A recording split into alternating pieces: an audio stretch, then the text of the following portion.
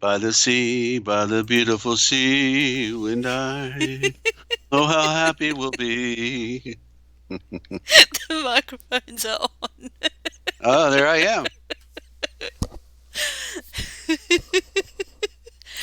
I better turn Okay, myself off welcome right now. Okay, go ahead. to the I just emergency broadcast muted out. system. Right.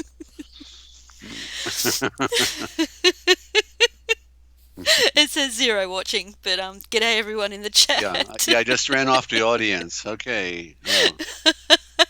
It hasn't had any. I haven't had a number there yet, and I know I can see the chat. So, Well, we wow. got at least four friends, so we just lost one. Okay, that's okay. We're not here for numbers. We're here for quality and substance. Ninja, we need an audio check, and Lynn already gave one. 10-10. Thank you, Lynn. So I assume we're balanced. And Vena, good to have Yep. you. Mm-hmm. Okay. I just want to say g'day Lynn, g'day Yo, and g'day Vina. Um, is that all? And of course Desert. G'day. Um, Oh,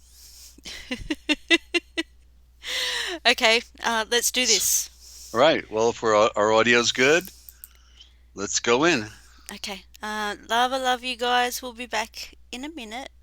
Um, you're listening to the Forbidden History series with NinjaCat and Desert-Owl, and we'll see you soon. All right. Just looking for the right graphic.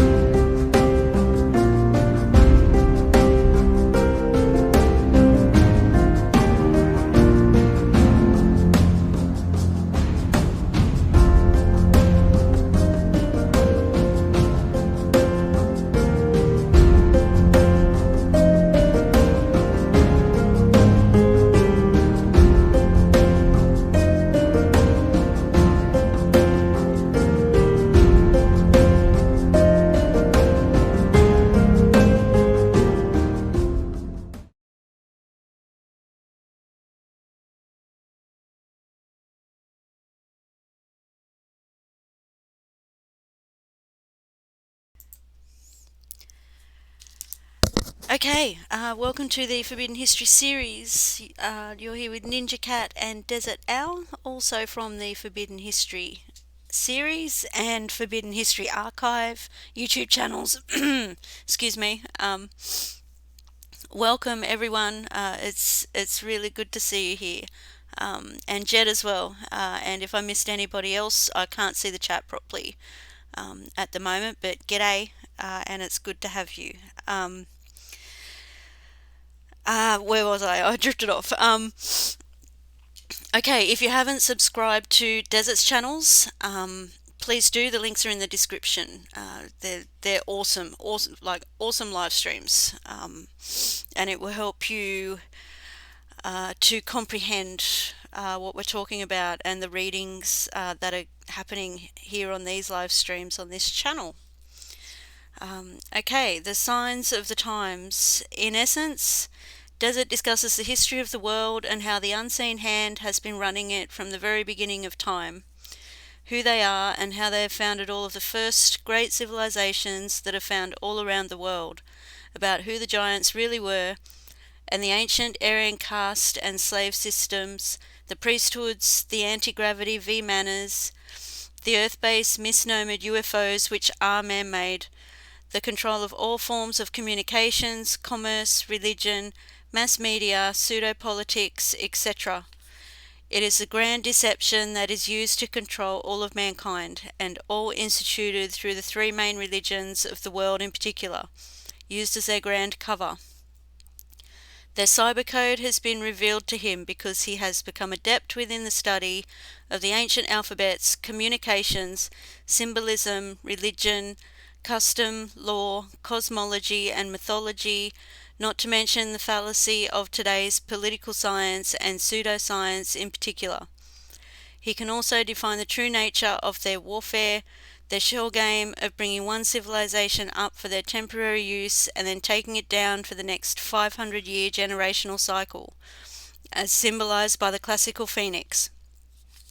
Desert discusses the ultimate in mind control and ancient art and the financial control, the secret societies and their blood occult rituals, and how they wage all wars throughout all time through the nations that they have created, which are all imaginations, plantations, and mere corporations. They have taken blood oaths to surrender their self-will and mind to their blind goddess, who has demanded our blood from the very beginning of time. They communicate to their minions through the movies, TV, and print media, while he can see, read, and interpret most all of it. It all says that they are using us for our ingenuity, for our collective constructive labour, for experimentation, and in the end, they intend to kill us all. They have given us full notice of what they are doing and what they fully intend to do, while all of the general population, the sheeple, they merely go there to be entertained. The New World Order is the Old World Order from the beginning of time. There is a major cosmic natural disaster that is about to happen on Earth, and they know it.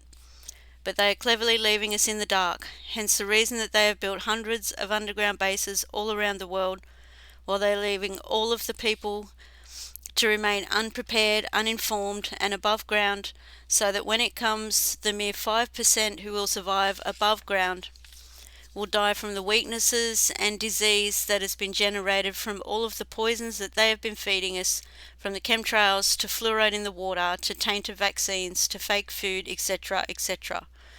They have enslaved us all by the clever means of deception, because we most all are their cattle, chattel, property, and because they merely wanted to harness our labour, what they always needed, which is what backs most of the world's currency through the birth certificate, but they are all through with us now. It is written in stone, as it can be seen written in the Georgia Guidestones.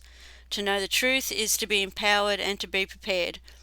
We may not be able to stop what has been done and what is about to happen, but the innocent and decent people on planet Earth deserve to know. And that was written by Dezert-Owl, who I would like to welcome to the program. G'day Desert, how's it going? Hi, Ninja. All right, it's good to be here.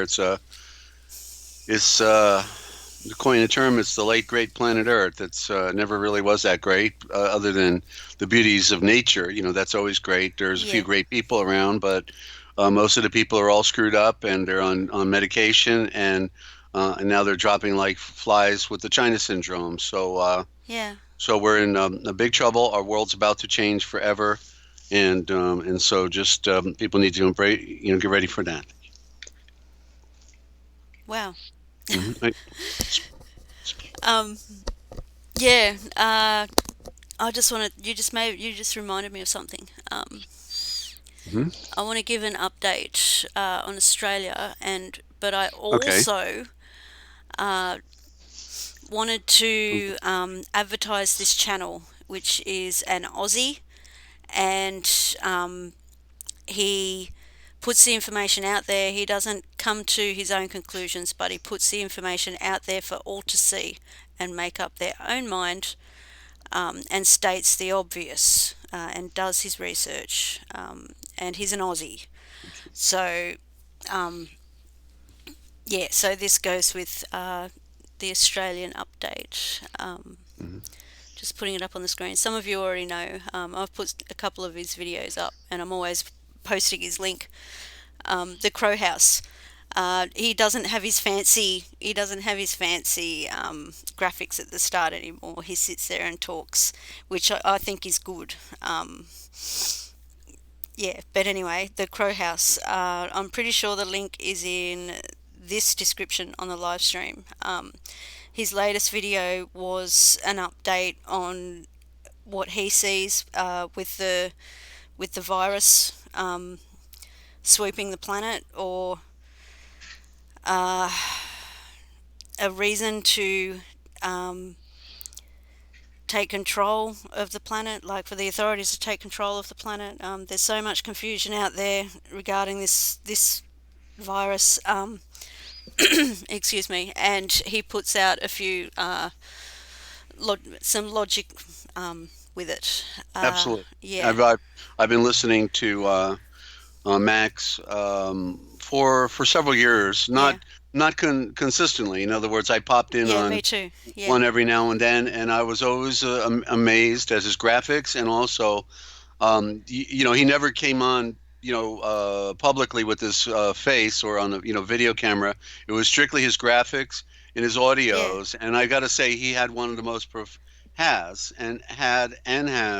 had one of the most profound presentations on the internet. And so just let me digress for a minute here, yeah, Ninja, to lead into something, because it's rather interesting, that we get people that come to the surface and they want to do the right thing, and to spread information that is relevant to our dilemma on Earth, and then after dedicating a life to that, um, then I can add also Dane Wigington, because Dane also has dedicated his entire life, put himself on the tip of the needle. Max is good. Max is really one of the classics, but Dane, as far as pointing out the problems with geoengineering, and then all the other issues that he will bring on his broadcast, which is on today, later on in a few hours, so it'll be posted. From vaccinations to the political intrigue to how the game is played, the toxification of the oceans, all the deaths around the world, everything happening. He just only does what he doesn't talk about are the secret societies, and a few other things that if you did, you'd be bumped real quick off of these radio networks he's on. So he found the right format, and he gives one of the greatest education, not a good word, but enlightening presentations in the history of modern man. And then we got a guy who wraps himself in the name of truth. Okay, I'll just say it. Okay, I wasn't yeah, gonna, but I, yeah. I Just think we say it. should I get it know out where you're there. going. Yeah, A plain truth, 2, 3, or 4, whichever version I think it's of channel 4. he has now, Yeah, and literally after Max Egan pointed out that the photographs that he was using, this Jamie uh, pointed out he pointed out to Jamie that these photographs were not of Australia. One was of Britain, one was in America, and so instead of thanking him, hey, how stupid of me! I didn't realize those photos weren't from south, from Australia. But what Jamie was trying to do was to present, what do you call it? The Evidence. ray technology, evidence Yeah. of ray technology, blue beams and what have you.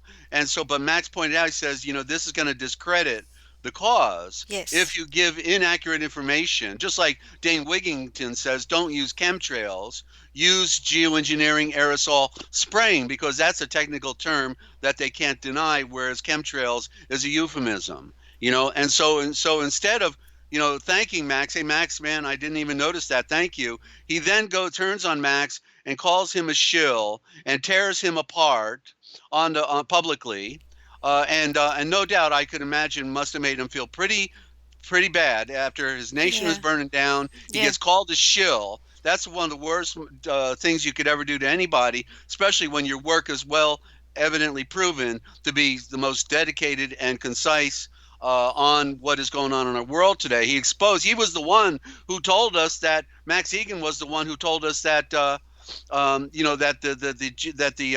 aluminum, barium, strontium, and all this stuff were also the very same ingredients in fireworks, and I didn't even know that. I should have. And so he's the one who spilled the beans on that. And then so not only did he get attacked by Jamie at a plain truth BS, but then who wraps himself in the name of truth, but then went and actually this week attacked Dane Wigington and said that all the information of Dane Wigington is totally irrelevant.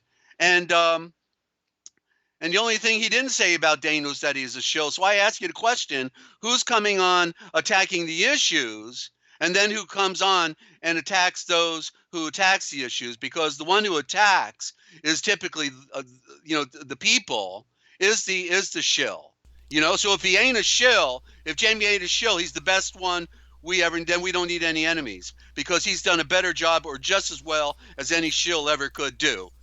And that's my statement for today. And I'm willing to stand in line now, Jamie. You can go ahead and attack me because I'd be honored to stand with these greats that you have torn apart and destroyed in the minds of other people, you piece of garbage. Back to you. Wow, and that also triggered a snowball effect with other big channels joining in on the bullying. Oh yeah, yeah, Yeah, because they're not deep thinkers. yeah, They yeah, didn't know the issue nor the exactly. argument that They just Max they just was followed. actually displaying, Yeah, and Max actually was pointing out that there were anomalies going on, but not with false information that Jamie was putting out, yeah, just to try to wake people up. You yeah. know, I just want to you don't. say, I just want to say, while all that was going on, And by the way, I just want to add, and I unsubscribed from a higher the plain truth BS, and I don't ever want to hear that worthless voice of his again. I used to listen to him for several years, but he's out now, out of my book. Okay, back to you. okay, um, yeah, I just want to say, while all that was going on, Max was going through personal things as well because of his accuracy with his research and what he was exposing with the Yeah, he's drought targeted. He's and the targeted like all of us. yes, and with the drought and the bushfires, he hit a nerve and Yeah. he was extremely targeted. Well, yeah, Um, because yeah, he and he then everyone exposed the just fact that. pounced on him. All Yeah, right. Well, he exposed the fact, and I didn't know this either, that the water was shanghaied. All the water of Australia was shanghaied. They built yep, dams and shut off the river systems so that everything would die. yep, Everything. And all the aquifers yep. would no longer have the benefit of water flowing into it. Yep, the Australian Yeah. government sold off our water, sold off our water, something that is free to use for everybody, cannot be sold, and yet the Australian government stole it and sold it, and that is what caused the Australian Right. drought. Right. Okay. But so I just want to jump in. Jet says, but Jamie did expose the attacks on Paradise. So what? Does it give him a right to do what he did, Jed? Of course not. Of course not. You can't be playing both sides. You know. Sure, he lived up there. That was just fate that allowed him to make himself look good too at the same time. Like he's the maverick on the front line, but now he's the authority. He's going to tell you who the shills are and who the shills aren't. Piece of garbage. Back to you. Okay, um, yeah, just adding to that as well before I give an update. Yeah. Yeah, I agree with you. We don't need fighting and arguing and bullying between truthers. The way I see it, if you're if you're searching for the truth and you want others to know um, what you're finding out, and you want to share the truth, it's to help people. And bullying and kicking them while they're down, and following, It's all while they're the best. yeah, and following others with that behaviour, copying is not helping people. It's the complete opposite as to what we're all about. So I just wanted to say that. Also, one other channel, Logic Before Authority, uh, put out a video while all this was happening, and the title looked like he was also bullying Max Egan, but he wasn't. He was defending him. So I just wanted to say that. Yeah, that's Um, right. That's right. yeah. Yeah. So anyway, go back to Australia. You were trying to fill in, I think, something on the state of Australia, Yeah, and I'm but kind of really, really tired of it. I was tired of it a long time ago. You might have noticed I haven't been putting updates on my channel. Um, there's just so much going on at once in this world, and basically the world is crashing. The world is always crashing, but yeah, things are getting pretty bad, and it's hard to know what is real and what is not, who is yeah, pure and true, yeah. and who is not. Yeah, Um, well, that's it. That's rather interesting. You bring up that point because the world is crashing because the world is spinning, yeah, and when you keep spinning, everything keeps falling down.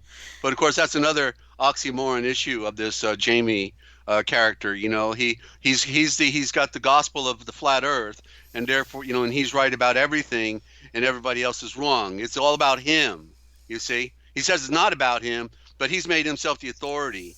The authority on who's who and what's what, and okay, and it's the biggest piece. It's just the attacks. See, I learned this. I worked for a retired intelligence officer, and he had this statement. He says any group bigger than 3 people has been infiltrated.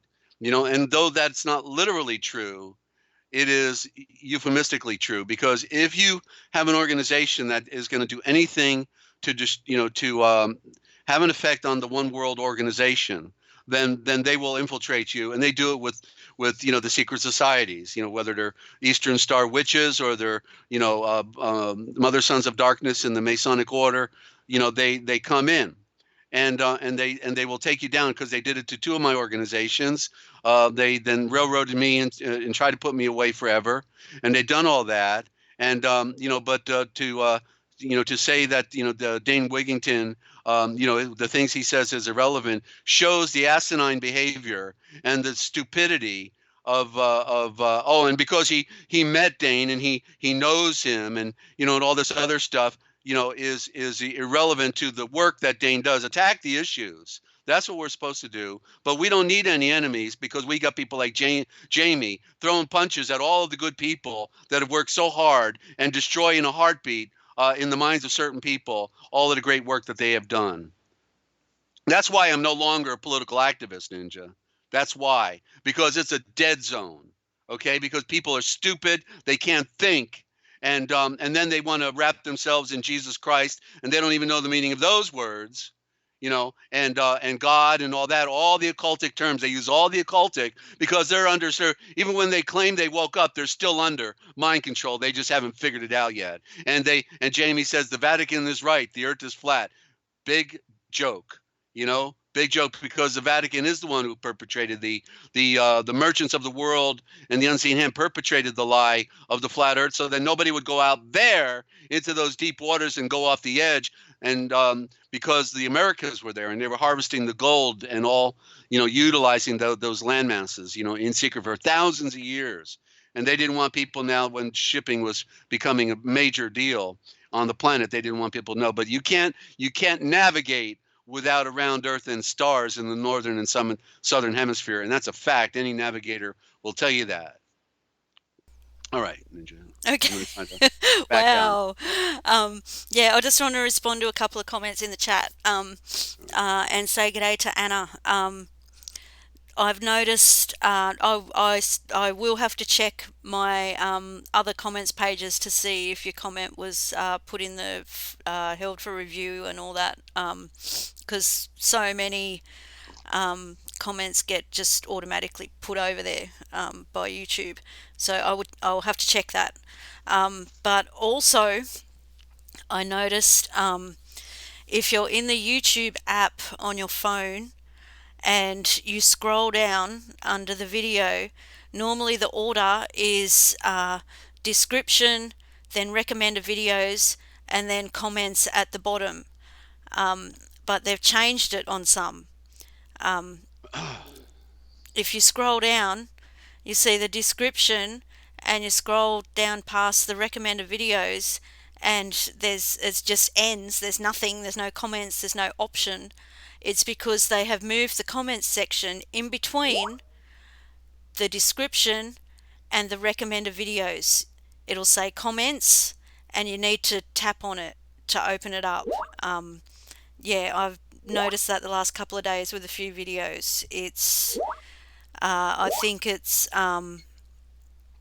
to also add to messing with the algorithm, and videos not shown, like to make videos not show up in searches and all that sort of thing, because people don't see the comments section, so they don't comment, so they don't keep that algorithm going, and so it's another trick from YouTube. Yeah. Yeah, so Yeah. just And look put those between the other. description and the recommended. You'll see comments written there. Just tap on it. And just put the those other 4 graphics in there on Ninja, because Yeah. you're given enough highlight to. Yeah, sorry, I was, yeah. Right, and then stay Yep. with the other, so they can write down these other links, and and follow Dane Wigington's on later today at usually he's posted by 5 p.m. Eastern time. Okay, sometimes earlier. You just got to look for him, and he gives the most important presentation on the effects of geoengineering, the nature of geoengineering, and the history of geoengineering, all of that, and what it's doing to the planet, to to the North Pole, to the Great Barrier Reef off Australia, all the animals. Okay, and so I create light for Dane, especially on Saturday. Every Saturday, I create light for him and his family, because he's on the tip of the needle, and if they could kill him, they do it in a heartbeat, but they don't want a martyr, probably on their hands. But he's the one who says it better than anyone else. And the higher truth rises. He had over 50,000 hours of naturopathic information on how you can protect yourself against the effects of geoengineering, solar radiation, and he puts out current information now, but so much of it, and including, not to mention, how to protect yourself from heart attacks, cancer, all of those things. He spilled the beans on all of it. They've made 2 attempts on his life. So if they're not trying to kill you with words like Jamie was with Dane and Max, then they're trying to kill you with poisons like they did to Higher Truth Rises, okay? And then YouTube cans them at the same time, just to slam them.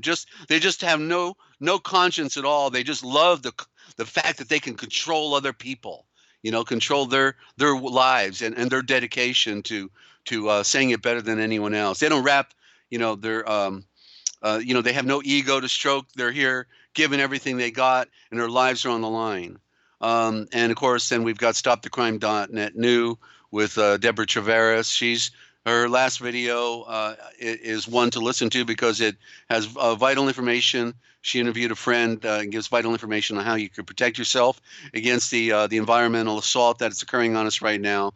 And Mr. MBB, he just does a great job showing the sky phenomena around the world, and the sky phenomena is not normal. It's not natural anymore because of all the chemicals that are up there, and that's where we get all these sensational graphics in the sky today, because it's all pumped up with chemicals, and so it's really bad. So so I want to go back to China after you're done talking about Australia, Ninja. Okay, I just let's go to a prepper for something on the words, because we're going to be going into the lost gospel, the gospel of the Silk Road.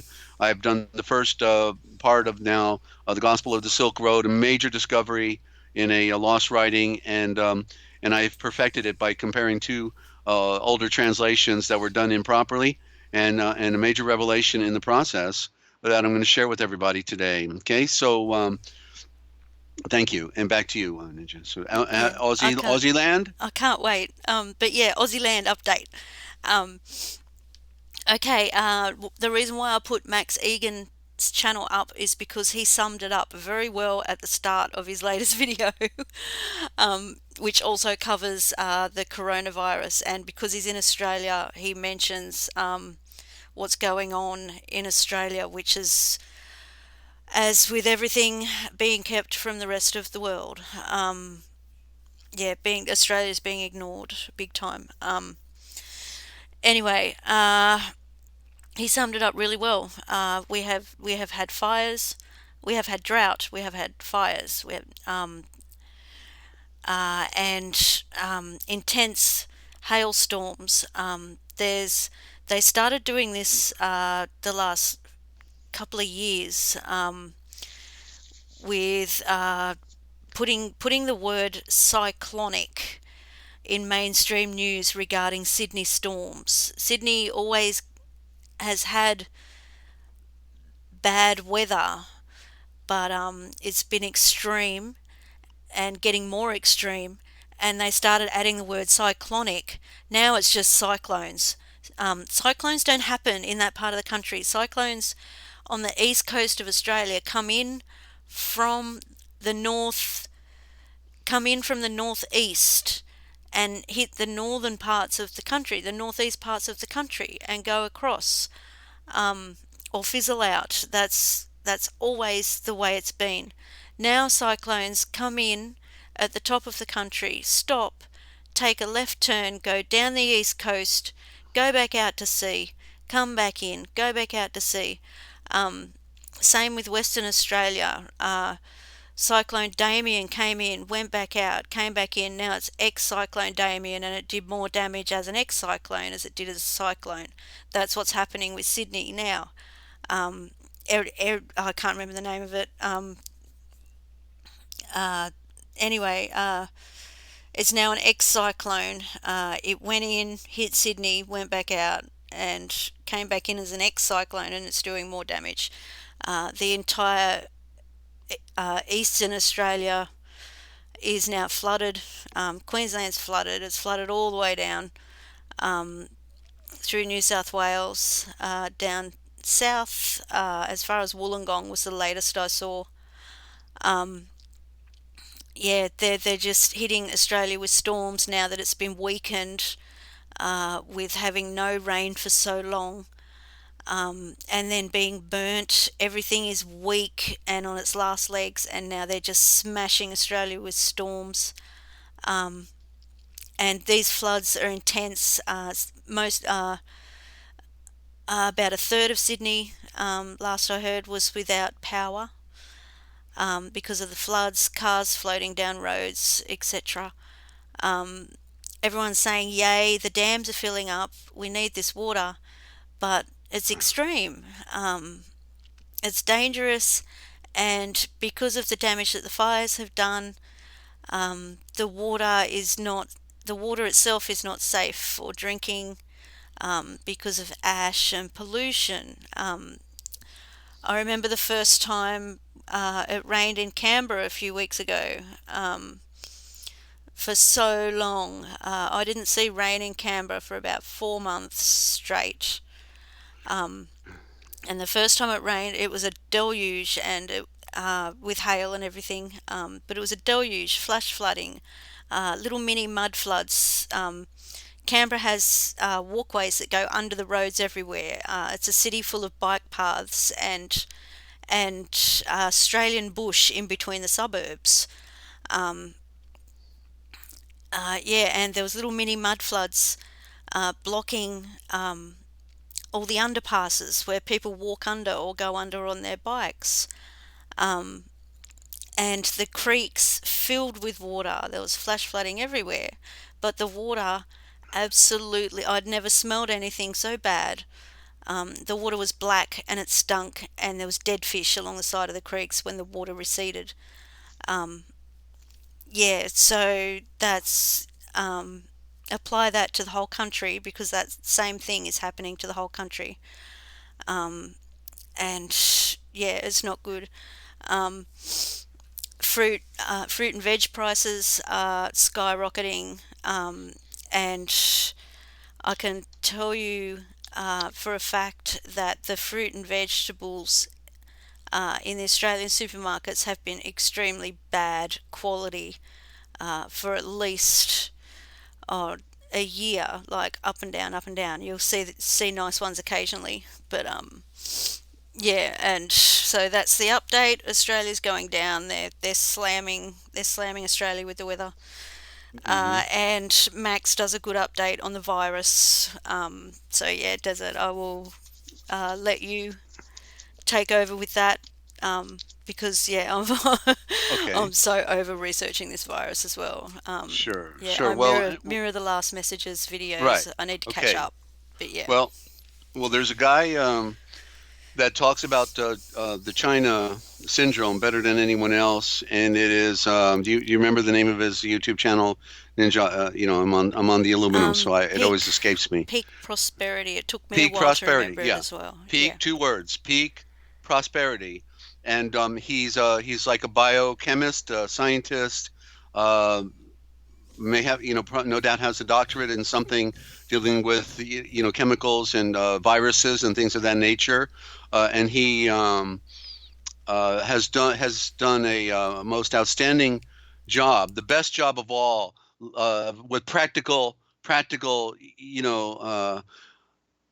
do you want to say practical logic, presentation of but potentially where we are within these he shows us about the R naughts, about how a virus won't spread. It's safe if you're like 1.3 R naught, but if you're above it, there's a risk. And apparently the what's called the R naughts are off the charts.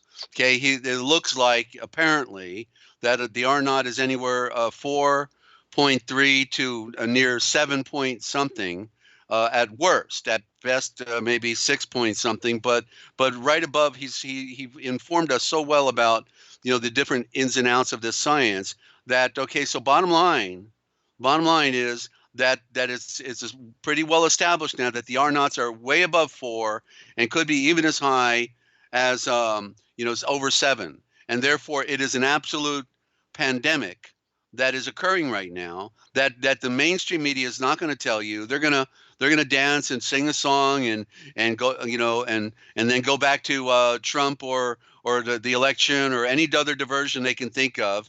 Hardly ever mention Australia, do they? And but yeah, so this guy Chris, his name is Chris, really tells us how to be prepared. And thank you, Shelley. Yes, peak prosperity, and he tells you how to be prepared. He tells you the logic, sensible things to do, and that in other words, you need like a sanitizer, those hand sanitizers. The mainstream media just gave a black eye to the hand sanitizers and said, oh, they really don't work. So they want people to think they don't work now, so that they won't even waste their time using them to sanitize their hands. And that's another scam again. Yeah. Just like remember Yeah. we talked about how they told old people Yep. when they had no electric when they were in the superheated weather that we're getting now. Said don't run your fan. Repeat, don't run your fan Yeah. because cooling yourself will evaporate the moisture out of your body. So don't run your fan, Yeah. to And feel in cooler and die Canberra of a with heart attack. masks. Yeah. Yeah. Sorry, Canberra with masks. Don't wear masks. There's no point. Yeah. Yeah. So they'll tell you the opposite, Yeah. always the opposite of whatever to do. That's like when we talk about the scriptures. They've reversed everything in the scriptures. That's what Yeah. we prove out, and we're going to prove some more today. So the thing is that you get the hand sanitizer in your car. And after you go to the store, as soon as you get back in your car, you get the hand sanitizer and you sanitize your hands. I love that stuff because you just take the goo out and then it evaporates as you rub it into your hands and you sanitize your hands. It's got alcohol in it, of course. It will sanitize your hands, those liars. And then when you get home, then you wash your with regular soap and water. and you do a good job, and you do this consistently. Now you have to do it consistently because you don't know the moment it's coming your way. But this one guy was reporting, and I have not confirmed it, and I'm still a skeptic. Okay, but he on his YouTube the other day said there was 1,000 infections in LA right now. Now I know they would, if it were true, they wouldn't tell us, Yeah. and they'd be lying Yeah. to us. So we'll It's on never know. another channel too. But Yeah. it's a fact that we have people infected in near probably 50 countries already, but this thing. So with this thing with the R naught off the charts, Ninja. So the old axiom. Remember, people have heard this one. Many of them, most of them have, I think. Somebody will ask you, what would you rather have?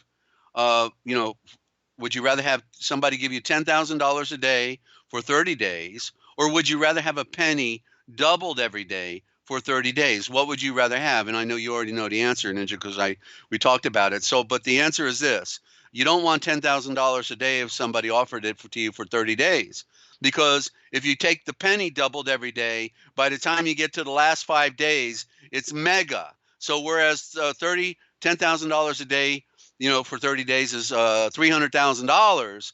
A penny, starting with a penny on the first day, 2 pennies on the next day, doubled every day for 30 days, becomes several $1,000,000. Okay, so bottom line, with the doubling effect every 2.5 days, that this pandemic literally can and most likely will, unless a miracle happens, infect more than half the entire planet within the next 60 days. Okay? If all of this is true, correct, complete, and not misleading.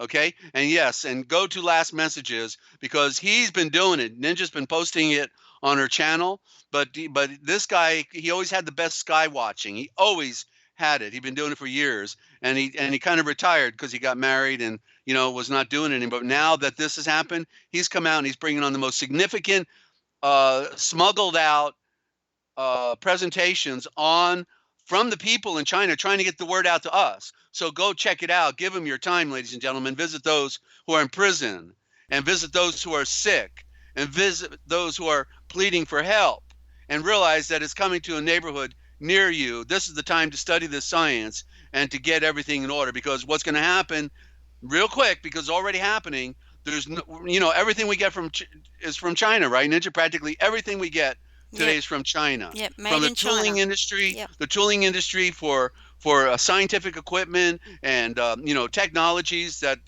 are aircraft and everything else, to the plastics that we use every day at Walmart. So literally everything's now going to start drying up. So anything you think you need, you better get right now, ladies and gentlemen, because it won't be there tomorrow. It's only there today, but tomorrow it won't be there, and that means within the next week you better move quick, because better to be prepared. Better to be prepared and be safe. Oh, that's right. And you got cases down in San Diego, Jed, as well. That's correct. I know. So it's on our shores. It's coming. Okay. And it duplicates every 2.5 days. Put the numbers to it. It's real simple. Okay. We're in trouble now, apparently. I mean, we're just out with our translation project, hoping to, inspire some people with the original thought and show how they've been lied to with corrupted scriptures. But we're gonna still hammer it. But it looks like the handwriting's really on the wall now. Yeah. Can I just add one more thing? Yeah, we just went to the emerging sea. Oh, I see. I get it. Okay. Yeah. Good. Thank you. This is an emergency broadcast system. That's right, and it is not a test. Okay, it is a fact. Yeah. Sure. Yeah, I just want to add one more thing before we go to some beautiful Aishavors desert. Also, with the amount of confusion and disinformation and mismanagement and all of those things regarding the spread of the virus, what I'm seeing on last messages, especially the last video, was more of the authorities not having any regard for human life. They say they're there to protect them, and yet they lock them in their apartments and leave them to die. And all of that sort of thing going on, and beat them to the ground for not wearing a mask. And I see this as more deaths. People are being left to die from starvation and other things, not just the virus. And I think the figures are being messed around with regarding this. Who knows what the real numbers are when they could be all the deaths could be all put together as one figure being the virus being the cause of. But people are just being left to starve, and I think that's being included in the figures. That's just something that I'm seeing. So Yeah. it's such a mess. Yeah, Anna's Yeah. made a nice statement. She says one must keep in mind that this is also a massive psychological warfare Yes. operation, and that's true. And they use their technologies, and so we can never really know what is an act.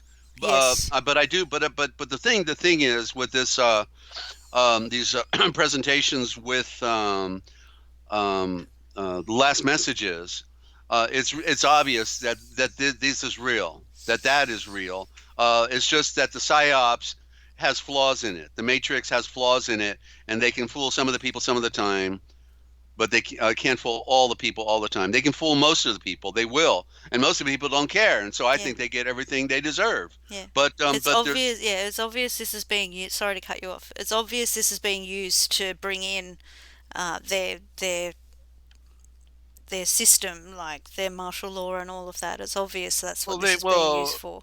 yeah, but the, Yeah. the To point is like. it's really now it comes down to depopulation. Yeah. Everything else is just the way it'll unfolds. Yeah. But they put it written in stone in the Georgia Guidestones, how they wanted to depopulate the world by 6.5 billion people, bring it down to a cushy little 500 million global population, with 5,000 of them being important and the rest of them being slaves, and then but of course they didn't count on the fact that they would destroy the ozone layer. So many of these Freemasons and Vatican assassins, Jesuits, good Catholics, and the Hindu Brahmin, all them, many of them will also get the virus, but they probably have their vaccine that they've worked out for themselves. I don't think they would put it into the population unless they did. But no matter what, you can't live underground forever, and so they have a limited time,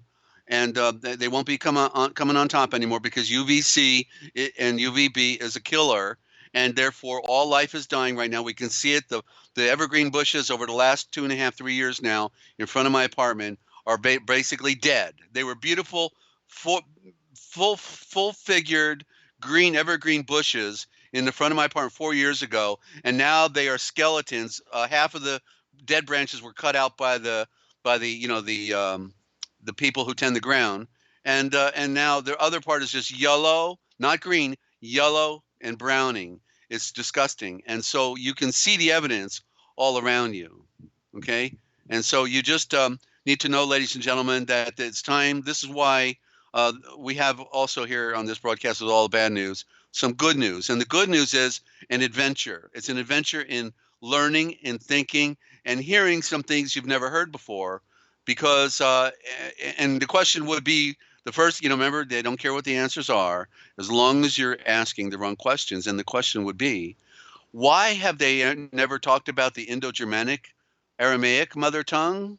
They talk about Hebrew, they talk about Greek, they talk about Latin, but they never talk about the Indo-Germanic mother tongue because it is actually what you are speaking today in a corrupted form, ladies and gentlemen. They developed a code outside the Vatican at a place called the College of Abbreviators, and we prove it out, and we bring you back to the original thought. What they didn't want you to know, but we tell right here because somebody's got to do it, right, Ninja? Yes. I took your line. I'm sorry. Yes, you did. And that's all right. We can give you another shot later on. Okay, thank And you. I appreciate okay. it. So that's exciting, So we've got something, but these poor people. Just go back to China real quick. These poor people. What these? I've only watched half of number 8 today before the program. It's so exhausting. I read all the lines of these Chinese people, what they're saying. They put the subtitle there.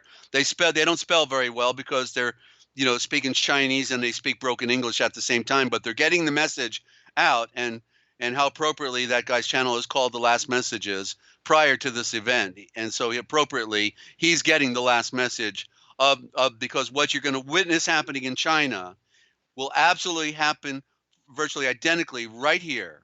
Okay? They don't need their phony UFO invasion anymore. They don't need the guillotines that they got all over America in their concentration camps. They don't need the 6 billion hollow point rounds that they got up in Toronto with Homeland Security. Oh yeah, that's where the Homeland Security of America is based, up in Toronto, Canada. Give me a break. That shows you how kind of Americans they are anyway, right? But no, they don't need any of that anymore because they've got a virus now that's going to do the job. We thought it would be this, we thought it would be that, we thought no, maybe this, but maybe they'll just have a little party and make it a little bit of all of that, at the same time, because they're shooting many of the victims right now apparently in China, and they're burning all the bodies, and even the Undertaker says, I can't handle it anymore. I can't take anymore. I mean, they don't even have to embalm them, just throw them on a pile, and he says he's got too many bodies. So the count is about 5% of what the real count is apparently. There's a. Yeah. I'm sorry, I just need to add to that as well. That's right. I'm sick of it. I can't but these remember. people deserve our prayers. Go ahead. Okay, yeah, creating light. Yeah. I can't remember where, because I've watched so many videos on this stuff. But I saw a heat map somewhere with regarding sulfur, and of course the main part was the area of China, Right. because of all the burning of the bodies. Yeah, I But saw that. also, yeah, the other part was that I noticed was Australia, in the area of the worst concentrated bushfires as well. So I just wanted to add that. Right. Yeah. And so yeah. So in other words, you can see it on a map. I mean, the evidence just graphically by the heat resonancing, satellite imagery shows the body burning. It's major. I mean, it's major. There was one pile, now there's two. And so really, ladies and gentlemen, so without giving you just bad information, let's just tell you, remember, you need to get colloidal silver. Higher truth really tells you what you need to do to protect yourself in this environment today. Higher truth rises. Higher truth rises, and we gave the graphic earlier, okay? And go back and look at it after the program.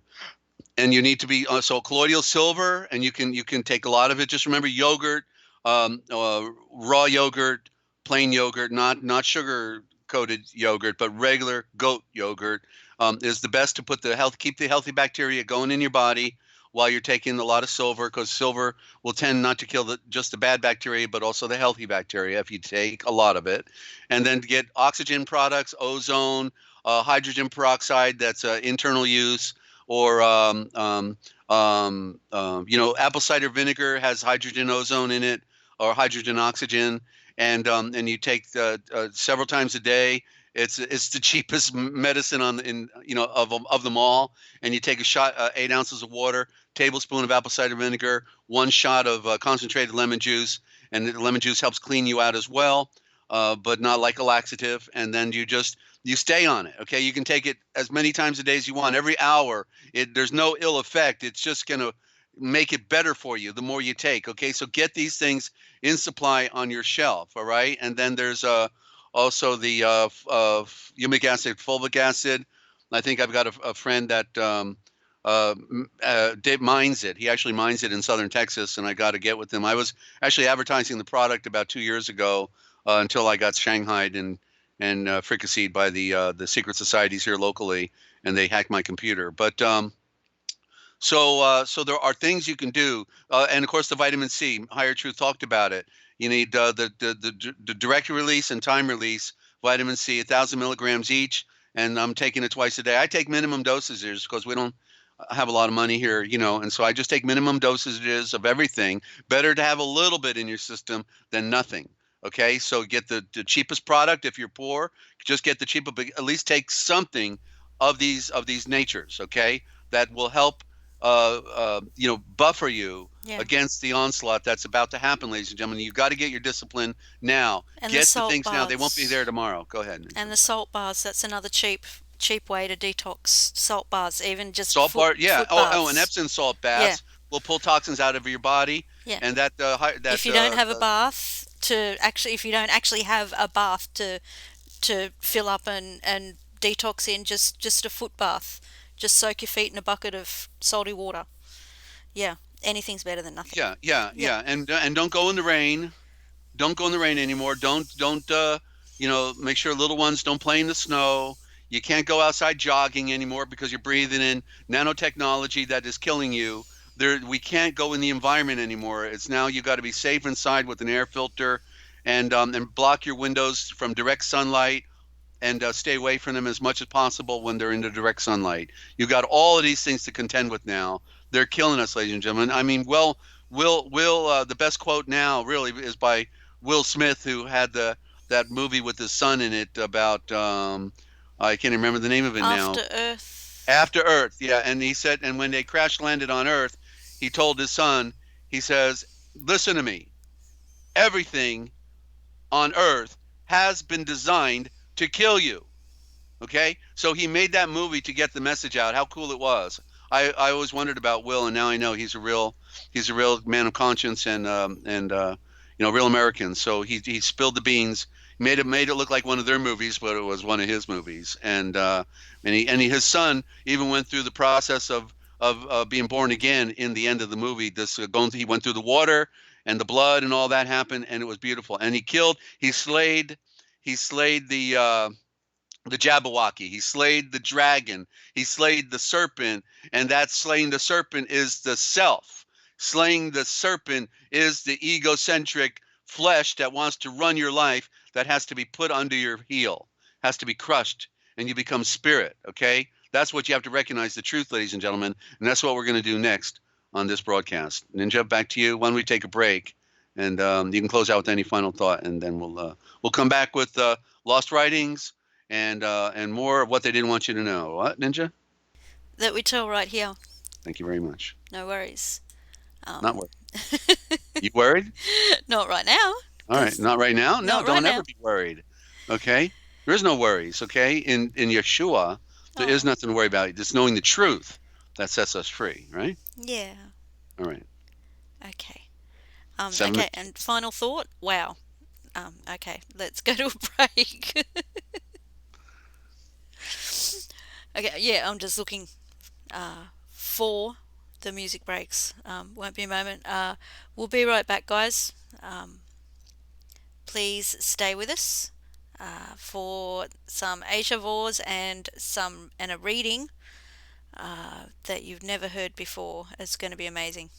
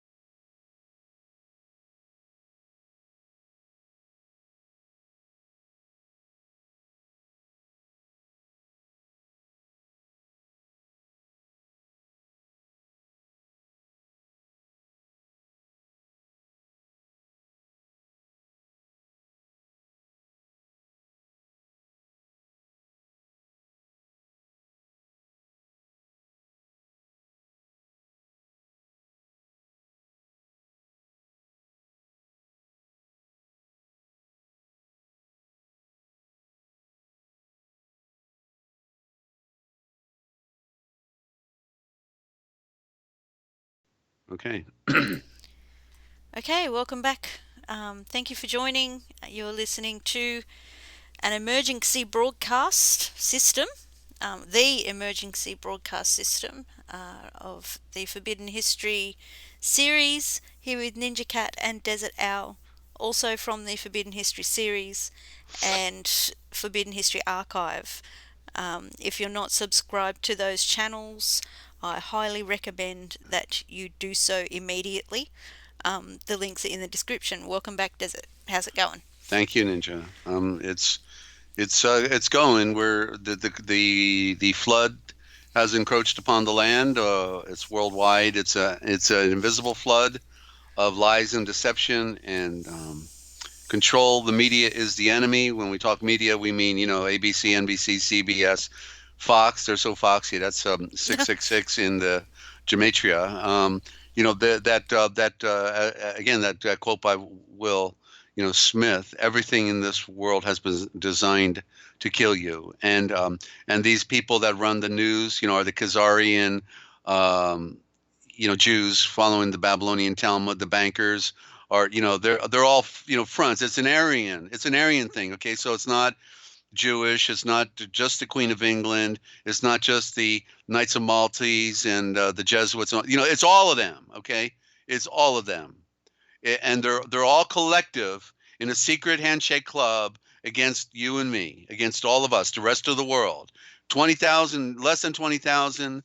It's the elite, in this special class, not the military, but although some of the the military brass, yeah, they're in the elite, but I'm talking about as a whole.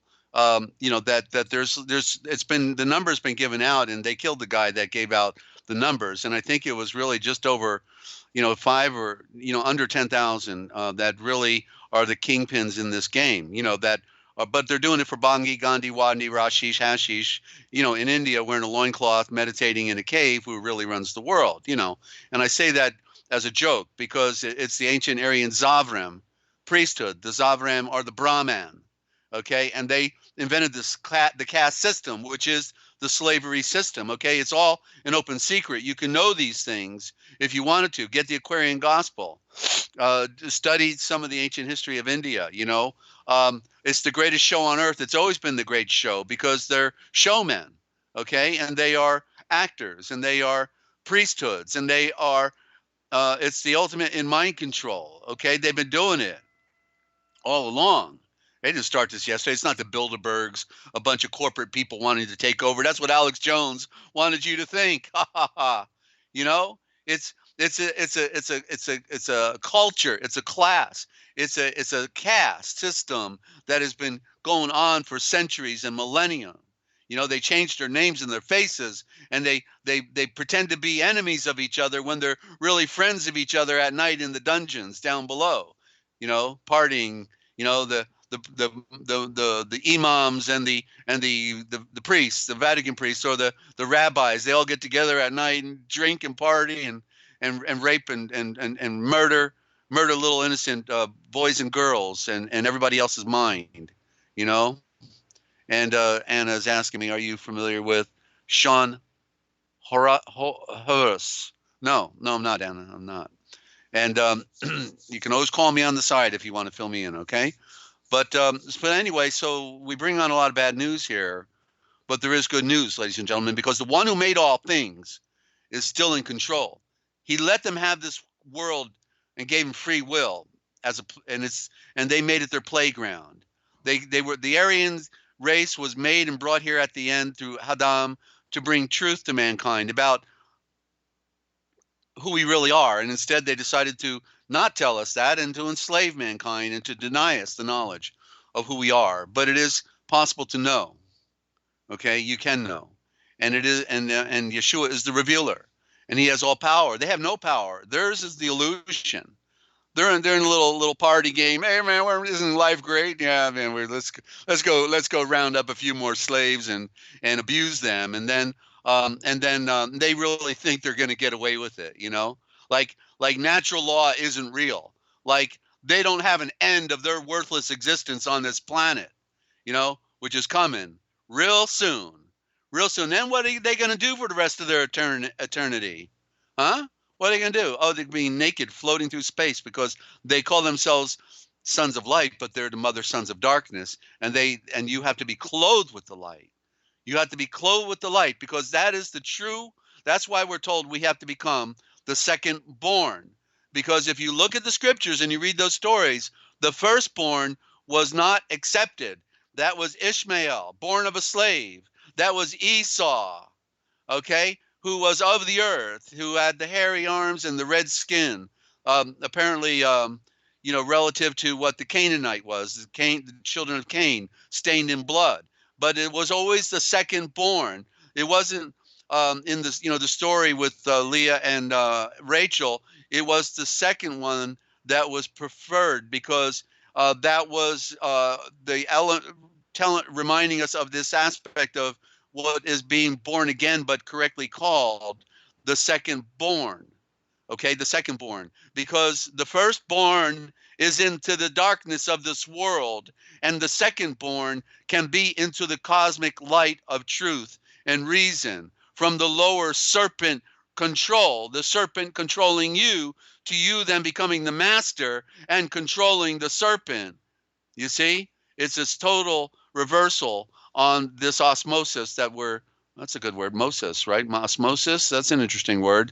Wow. Anyway, that's a story for another day. So, but, and I just see Anna Ninja here. It has Central Intelligence Agency channel, See the Swiss Beast, Home of the Devil. Okay, yeah. I've had enough of all this stuff, Anna. I'm staying with the scriptures now. I don't need to investigate, but thank you for that. Anybody else, go check it out. If that intrigues you, I'm on overload, as you know, Ninja. I'm just on overload. I'm sick of it. Yeah. And the games that they have played on us. And we have some of the best listeners. We have a few listeners, but we have the best. And they always bring on good information. And so that's what we do here. We share and we care. And we hope that people will be able to see some things that they never heard before, seen before, by hearing a few things they've never heard before. Because most people have their minds closed, like, don't tell me my King James ain't good. It's authorized, man. My King James is authorized. It says it right there. It must be true, And King James wouldn't lie to me. No, a Scottish Rite Freemason who, prior to writing taking over to King James, because it was really 90% Tyndale, then they had to put their cultic formula in there, their code. He wrote the Book of Beasts. Do you think the Book of Beasts, the guy who wrote the Book of Beasts, would be approved by the sovereign of the universe? I don't think so. And Anna says it leads to ancient Egypt and the pharaohs. Oh, wow. Well, that would be worth checking out then, Anna. Thank you for that final. You can't put a link in there, can you? Go to if you can put a link in there, that'd be helpful because Yeah, I I'm worn out. I don't know if it lets. I don't know if it lets Oh, you. yeah, it would. It She can should. try. Yeah. Yeah, give it a shot, and okay, and we appreciate that. Anna, you never call in. We're gonna get this phone thing fixed, Yes, and we maybe will. you can call in one day. Okay. Well, she's up in Scandinavia. Okay, where it used to be really cold, but now they're having springtime in January, like everybody else. Okay, Yeah. so Yeah. rather interesting Wow. times we're in. Okay, so I wanted to share, and by the way, I want to welcome all of our new listeners, to the broadcast today. If we have any new ones, and Lynn, thank you for always your being on the chat with directing people. I'm still waiting for that first interview after all those thousands of notices you put out there for interviews. And people just they don't get it. So that's okay. That's right. I get it. I get it. Because I've got it, and it's in the original thought. And so today I'm going to give an example of some real scriptures, okay, that were translated but improperly and poorly because the people that did these translations were not the most qualified. But yet when I had two versions to compare to, I brought out the essence of what they were supposed to be saying, and a major revelation in there as well. I'm going to share with you in a little bit. But I got a book in a few weeks back called The Complete Gospels by Miller. And interesting, I'm in Millersburg, and this is The Complete Gospels by Miller. And so it's got all of the Gospels that we only have 4, of course, right in our received scriptures, but there were many more. And so, and the one I'm going to do today, the Gospel of the Silk Road, basically is not in there, by the way. Just that's a footnote, and actually it doesn't have all the Gospels in here, in fact, but it's got a bunch of them. Okay, and so in the preface, and it's just rather interesting. As you know, when I've come on here, I keep telling people, right, that the word Jews does not belong in our scriptures. It never was in our scriptures. Doesn't belong there because that culture didn't even exist, in the storyline. Okay, other than the who was called, Herod was called Idumean, but that is a corruption of the word then that we use for Edomites. But that is a corruption of the original word of the Adamites, the Adam, the nation that Esau formed because he lost his birthright, so he went on the eastern side of the Jordan River and formed Edom, which is correctly Adam, and that is what we see today as the city of Petra. It was Petra. A lot of those stone monuments were already there when he took over, that part of the world east of the Jordan, because that's where they have like the treasury and all these fantastic carvings into the rock face. You know what I'm talking about, Ninja, when I say Petra? And it's a place of rock built into the walls. Are you there? Yeah, I'm listening. Yeah. All right. Yeah. I'm trying to find this Central Intelligence Agency channel. I've got Oh, it. all right. I just need to put the link in the chat. Okay. So All right. I'm Very listening. Yeah. good. All right. Well, okay. You're from. My question was, are you up on Petra? Are you familiar with seeing the graphics of that? Uh, No. no. Okay. They're red stone, and they're very narrow canyons, and in the sides of these canyons, in the walls, they've got giant openings they've built with beautiful structures on the outside, looking like they built it like Washington, monuments that look like Okay. Washington, with columns and triangle roof outcroppings, and it's all mansard roofs that are just all built into the face of the rock, and that's where Okay. that was Adam at the time after the flood. It was probably much of it was built prior to the flood, because Wow. you can tell the reason you can know that is because you can see where the flood came through and scoured the lower parts of these monuments, you see? And so that had to be the great flood that did that. That's the only thing, because you can see it was a great flood. It was a great flood, and it was scoured. And so, but nobody mentions that, okay? Just like nobody ever mentions how Göbekli Tepe, which is right there in the western side of Turkey, southern Turkey, right 100 miles inland from the Mediterranean Sea, the way the flood went when the Atlantic Ocean rushed in and Africa and Europe split apart and literally brought onto the shores 100 miles and more inland the Ark of Noah, Noah, and and so when that flood rushed over, it would have obviously buried Göbekli Tepe, and they want us to think a bunch of guys got together and said, "Hey, let's bury this place, okay?" And they went out and got spoons and shovels and buckets and just started burying Göbekli Tepe. For what? What on earth would people want to bury it for? It was buried by the flood, but shh, they don't want you to know that, okay? They don't want you to know that was the Mediterranean, that was the Great Flood. And if you look at that latest movie by of Noah's Ark, that has who played the gladiator, Ninja?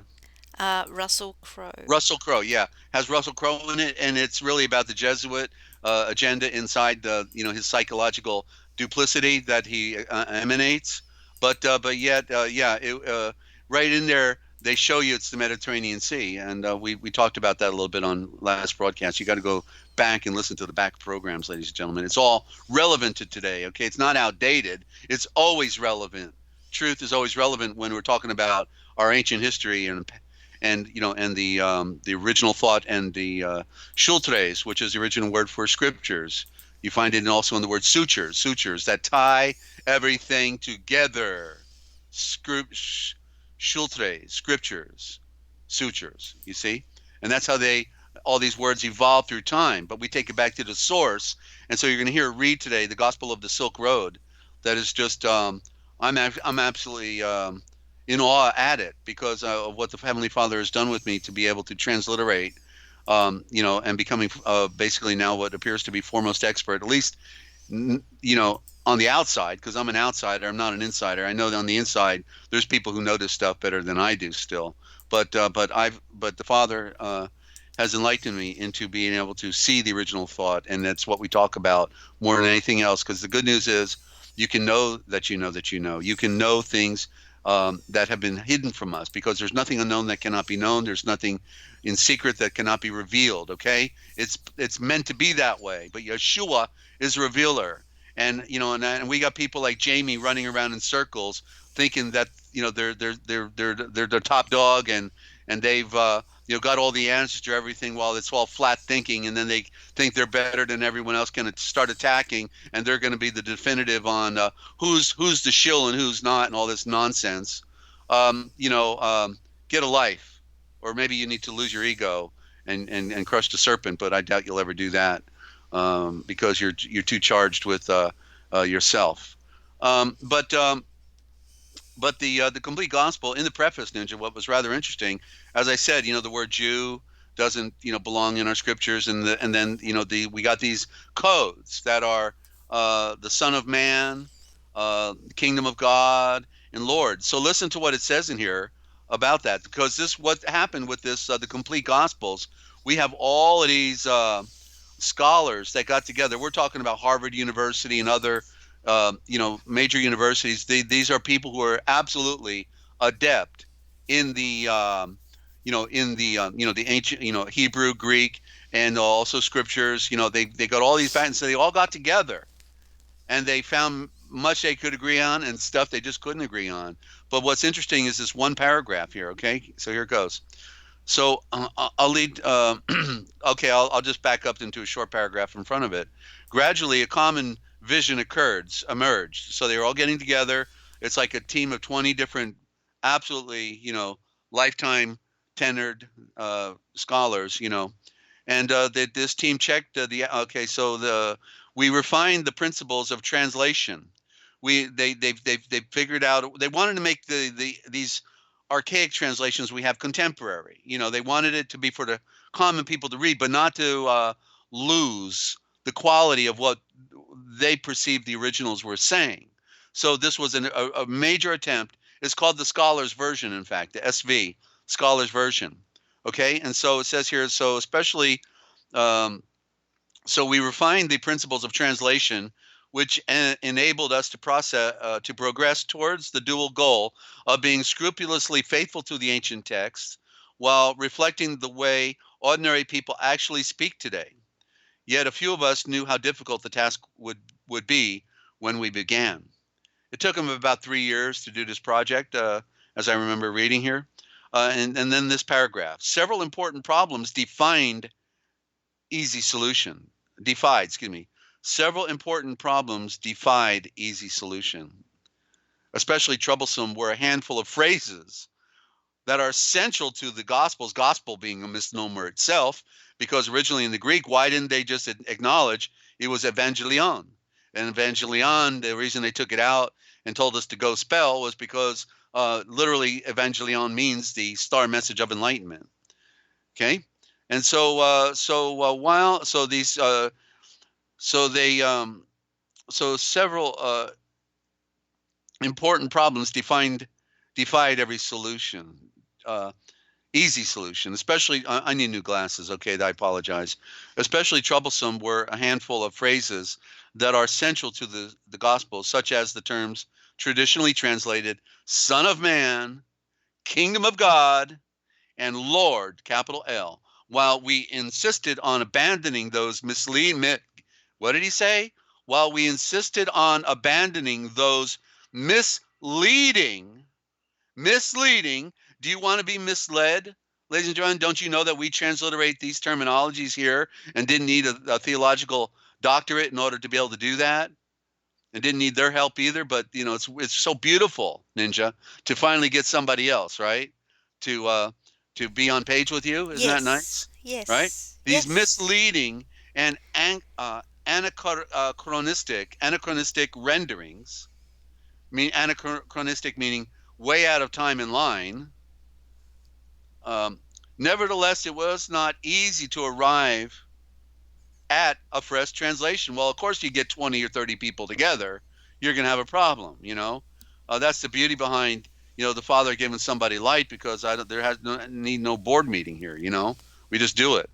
And so other issues, less central but no less thorny, also had to be resolved. For example, whether to translate the name Petros as Peter. I guess they never read the Aramaic scriptures, Ninja, because they still act like they don't know that Peter never did, you know, was his name. It was Kephe. Kephe really, you know, in the corrupted form being Kephes, Kepha, Kepha, but it's Kephe. So they're still stuck on that. It's okay. It's English. That okay. So whether to translate the name Petros as Peter, its English equivalent, or as rock, but it's really it's not the rock either. That's another misguided. Even though Petros, right, the Petra we talked about means rock, but there's more to it, and I'm not going to get into that right now, because it was all misleading, because his name wasn't Peter anyway, so there's no issue there. It's really Kephe, which means the fiery keys. He had the fiery keys. That's why he was the leader of the followers after Yeshua rose from the dead and went back to the throne of the Son. Okay, and so they didn't know if they should interpret it as a literal meaning as rock either. So how to handle and then also how to handle the sexist bias. Whoa, sexist. So I guess if you use male, right? But how sexist is that? I guess we have to be gender neutral now. What's going on here? How to handle the sexist bias inherent in English pronouns. Okay, but those I've always been there. There's always been feminine and masculine, you know, and and so they act like they don't know what that's about, and shows you that in spite of the fact that these are really pretty profound scholars, they still are stuck on certain paradigms they can't get past, you know. Yeah. Sexist bias inherent in English pronouns, and here it is, and what to do with references to quote unquote the Jews, right? What to do with that? A term, here it is, a term with modern ethnic and religious resonances, quite foreign to our ancient scriptures. Do I rest my case, Ninja? I've got a second witness now, right? Somebody else's words. Did I lose you? No, I'm here. I'm here. All right, there you are. Here. I was wowing and you didn't hear me.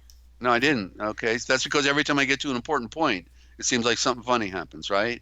They got the button. The guy's waiting there with the red button right in front of him, right? Finger ready to press. And but there it is. I read. So you heard it all, though, right? You got it? Yeah, I heard it. I heard Okay. it. I heard it. That, I was I'm wowing gonna and read it agreeing. again. Yep. I want to read it again. Okay, and what to do? What to do with references to quote unquote the Jews, a term with modern ethnic and religious resonances. Yeah, they have their own Babylonian Talmud. There's a religion for you, run by the Jews, but quite foreign to our ancient scriptures. Quite foreign. You see? But so now that's your evidence, ladies and gentlemen. Open your book. Do you have the word Jews in there?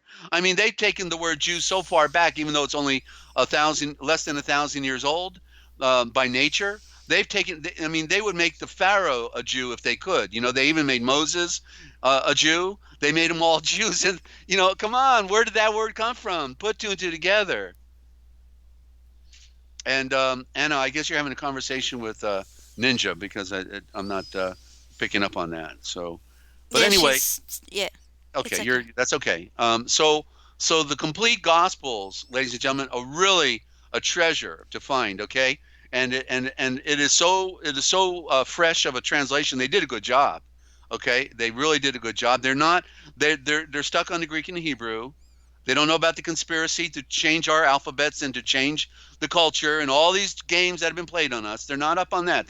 Maybe some of them are, you know, but they're not bringing that into the element, and therefore they don't have the Indo-Germanic mother tongue, which is crucial to really unraveling the mystery, because that which is first is superior. That which is first, okay? And it is superior. And so we're going to share with you a little bit of that now today. And Ninja, do you have like just a 5-minute break now that I've done this? I want to just, and before I get into this read, I'm going to, well, okay, I'll tell you what. I'm going to do, I think I want to tie this together, and I just need a quick 5-minute break. Do you have a short one, or what do you have? Um, I got to do a just couple looking. words to prime this transliteration, because they're going to hear, for the first time, you're going to hear a transliteration of the Gospel of the Silk Road, and it was discovered by Nicholas Notovich, okay, back in the 1800s, when he broke his leg and he had to recover from a broken leg in a Tibetan monastery with the priests, and then he found out they had a document called the life of Jesus of Issa, the life of Issa, and Issa. But you see, this is all evidence of the corruption that and the game that's been played, because the document was already corrupted, uh, apparently, when he got it, or else he corrupted it at being an insider and probably a Vatican agent. I don't know. I'll never know that. That's irrelevant, because I know the game and how it's played, and I'm going to reveal it to you as we go on. Come on, Jews don't belong in our scriptures. You just heard it from a team of scholars. No argument. Okay. A collective group of 20 or more. Okay. All stated the fact that the Jews are not in the scriptures. And so when it said in Revelations that there would be those who, now this is what it says literally, okay, but it's wrong. It says there would be those who are Jews, who call themselves Jews. That's the switch out. The word doesn't belong there. It was, there were those who would be calling themselves Israel, who were never Israel. You see, that's who's in Israel today. Pseudo Israel has no bearing, no connection with that ancient past, because they follow the Babylonian Talmud. That's the religious nature of these people, but they're using a front of the original Israel as their cover. You see, that's why they're not really interested in the Ark of the Covenant. That's why they're not interested in the Noah's Ark. That's why they're not interested in, that was already discovered by Ron Wyatt, or the real Mount Sinai. How can they never tell you the real Mount Sinai is in Arabia, right? That's being protected by the Saudi prince family, so that nobody can go see it, right? I mean, ladies and gentlemen, it's the greatest shell game and show on earth, and they pulled the wool over all of our eyes. Let's be set free, shall we? We'll be right back. You did have a 5-minute, didn't you? Yeah, I've got something. Great. Yep. And thank you. That Right. just helped me see things a little clearer as well. Thank you. Yeah. Well, we have to keep iterating this, because if Yeah. we don't, reiterating, because if we don't, then we forget. It's just Yeah. there's so much to remember in this dilemma that we're in the saga. Plus, when we're on aluminum, Ninja, it's really Yes. harder to remember now, right? Okay, so we'll keep repeating and hope that somebody gets the picture and can ultimately then see and read it for themselves and not be fooled anymore. Be set free. We'll be right back. I already said that. Yeah. Okay. And Anna, I will get the link in the chat during the break. Um, You have a yeah. leak in I'll the get chat? You gonna fix the leak? a link. Link. Aussie speak. Oh, Yeah. oh, okay. The link to that channel. Yeah. So yeah, I got it. And we will be right back after the break. You know it.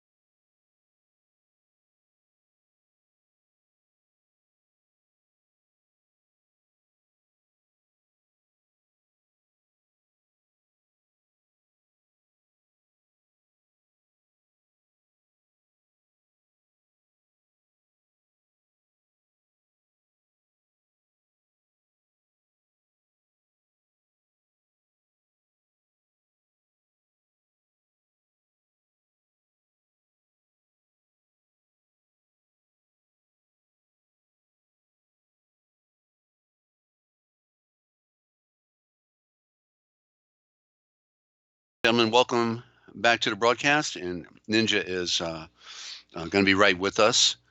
And yeah, I can't get over it. You're tuned in right here. I'm hearing myself talk. I got to turn off the YouTube now. Okay, I got to do engineering continually on this forum. And so we're about to hear a reading of the Gospel of the Silk Road, and I want to welcome any new listeners that are out there. And it's funny, Ninja passes it on to me, and I feel like I'm a fish out of water all of a sudden. And it's because we get used to a routine, but that's okay. I love spontaneity, and I'd love for somebody to bring me on, their channel, because I talk about the things that nobody else is talking about, and I think we need to do that, And there are answers, actually. The funniest part of all the answers are in the scriptures, but they've been filtered, And so that was the point I was going to make when I first came, back on here now. So get the picture.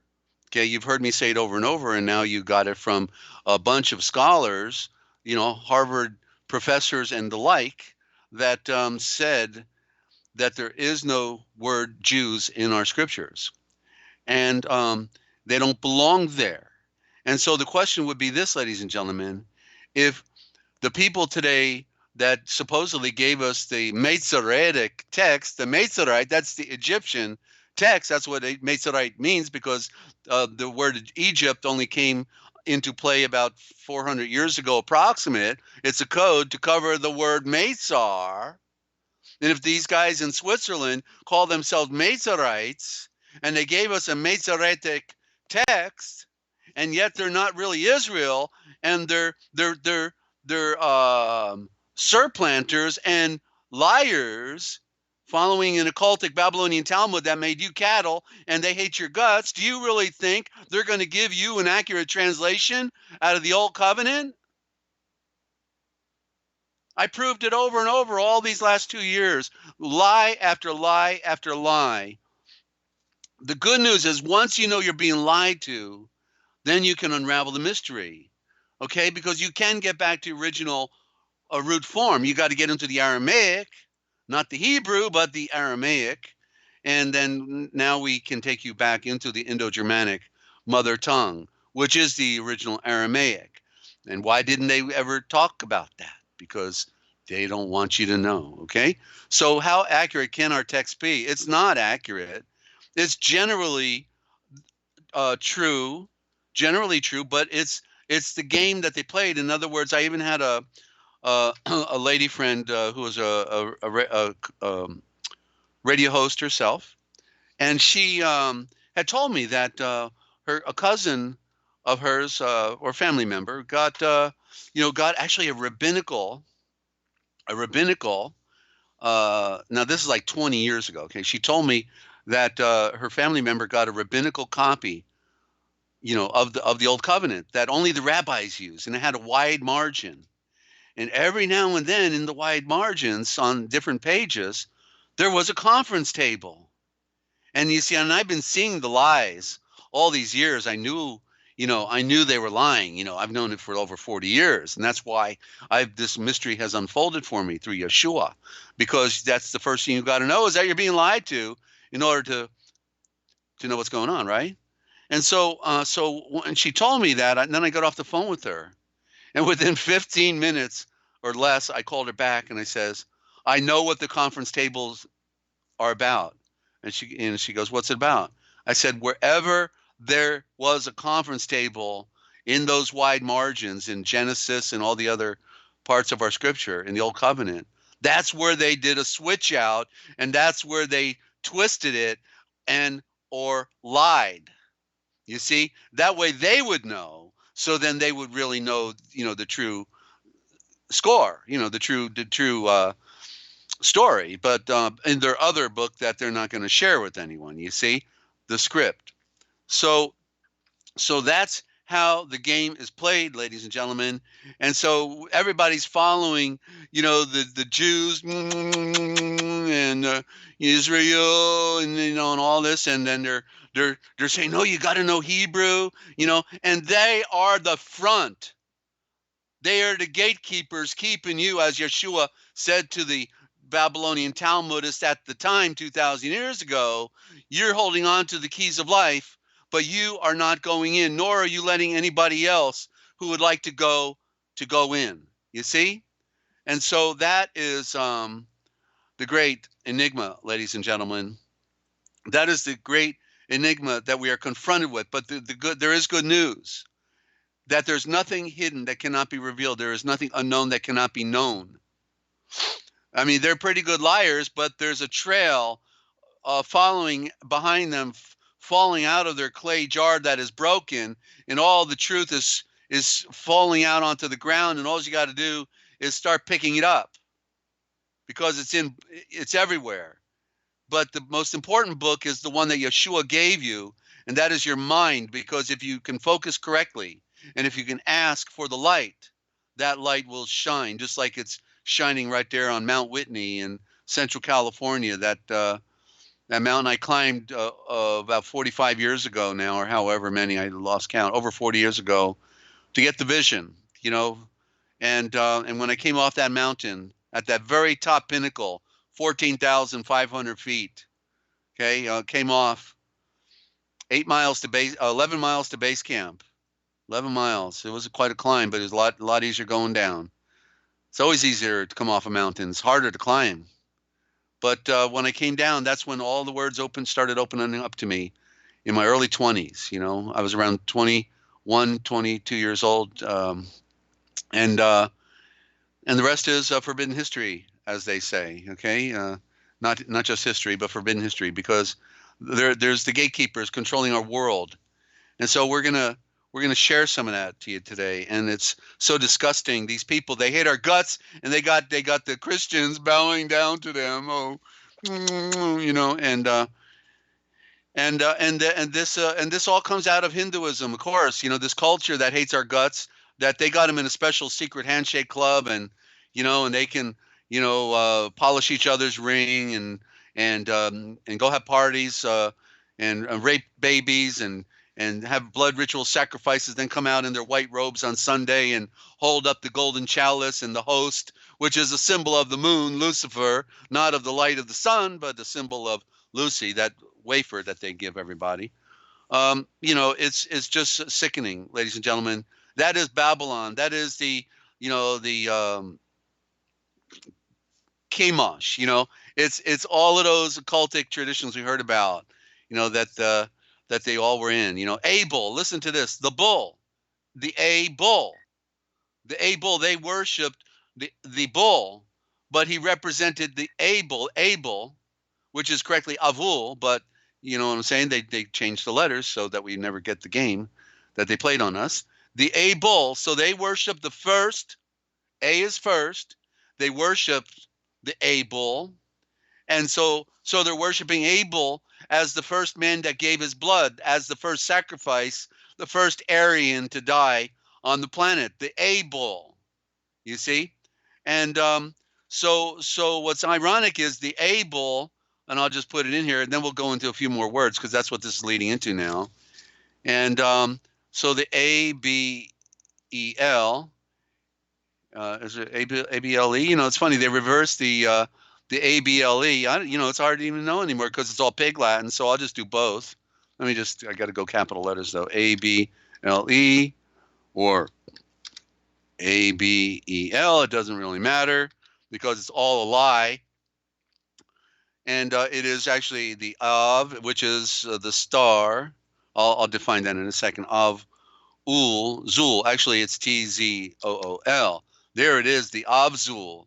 That's who Abel is. He's the Avzul, and Av, I'll define that now as AV for, and I know Ninja knows all this stuff already, so I don't have to worry about her figuring it out. Av, that's star, STAR, and then the Ul, Ul is with the TZ. Well, let me do, okay, now I'm going to have to define TZ, and I can do that actually because I got it right in front of me. Okay, / and T's. Okay, I'll tell you what. I'll do it right now. You're just going to have to hang in there with me. This is the only way we can do it. So TZ until I get the board and I know how to learn how to write on the board. That's one thing I can't do yet. The royal T of power. The T of power. And then the ool is with the vision. Okay, with the vision. That was supposed to be the pointer, but I did it wrong. So you see, so the Avzul is the primitive. You can tell it's primitive. I mean, come on, you think that 5,000, 6,000, 8,000 years ago they called the guy Abel, right? But the AB, as even in the legal diction, like ab initio, means from the beginning, from the initiation, the first beginning. So AB is Av, and Av is a star. So it's telling us everything began with a star. There's the AV, right? The star. And actually, the star is the TZAR. We got a real problem here. We got words that have been reversed. You can see you reverse the S is a corruption for the Z. The T, you got to move it over, and then you get the AR. That's correct. That's the only part in the word star that's correct is the AR for power, royal, the first royal power. Okay? The first royal power is a star, is it not? Okay? And so then they brought us into darkness. Well, the light gave us all being and creation, and then they brought us into darkness that we have to overcome. So the TZ, as you see, I defined it there. That was the first word I was going to define because I use it in the transliteration. Ninja's going to bring up that transliteration in a little bit once I start reading. So Ninja, be getting that ready because I got just a few words. Then we can go right into it because I've got a major discovery. It's ready. It's good to go. Good, so, Ninja. Way to go. Yeah. All right. So the word. So here's another word. So we have a word. I just gonna want you to look at some words so you realize the value of this Indo-Germanic. Okay. So SOAR, which is to soar. Yeah, there you go, Anna. That's probably correct. No, but it'd be Vinzar, with a V, Victor. Okay, Vinzar, and Vin as in fin means power. Then it's like the fan, and so it means the power of a star. The Winzar, as with the wind, has power, and it's of the air, so it's superior to then what's on the ground. It is the Vinzar. Okay, let me just type that in. It'd be like this: VYNN. Oh, I can't do that. Try that again. VYNNN, which is the Vin TZAR. Okay, Vinzar. That's it. The Vin is wind. I'm really doing good today. ND. Wind. Okay, Vin is wind. There's a vein. You see the weather vane? The Vin goes round, right? Which way the wind blows? It's the Vin. The Vin. And so, but also Vin is vein, right? As the veins in your arm, the vein, the grapevine, the vein. So you see how these words all tie back together in the Indo-Germanic, okay? Okay. Sir could be star as well. Anna, you've been listening a good long time now, and you're on track here. Okay, so let me try that again with the soar, because I was going to point out another. I'm trying to show you the importance of the TZ words today, friends, because they stole it from us. Okay, do you like being robbed? Do you want to get back to original thought and what is true, correct, complete, not misleading, and actually gives you pictures and helps you to see something in a greater way? Why they had to get you into the Hebrew, pseudo-Hebrew, because it's not the real Hebrew. Hebrew was Aramaic, is Aramaic, but then what you got when people are studying Hebrew today, they're actually studying Yiddish. That's what they got today is Yiddish, controlled by a bunch of people that hate your guts, called Khazars. And there's the word czar again, right? The Khazars, they're holding the keys. Khazar literally means the fiery keys of a star, so they're calling themselves the most superior title, right? While they're mother sons of darkness and they hate your guts, and they are not stars. You see, they're not. So let's look at some examples here. SOAR, which is TZOR,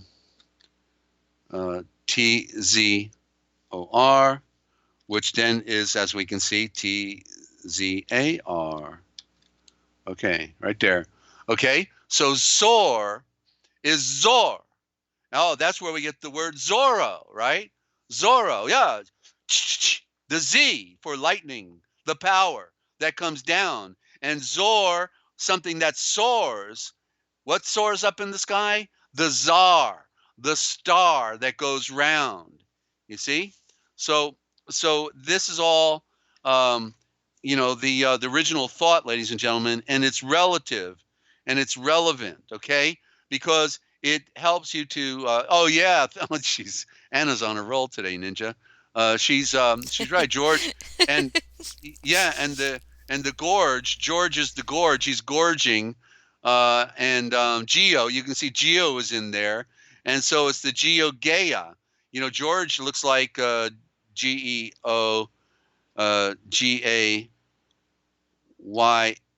which is also Gia, Gia, right? Isn't that how they spell it like that? You see? Yes.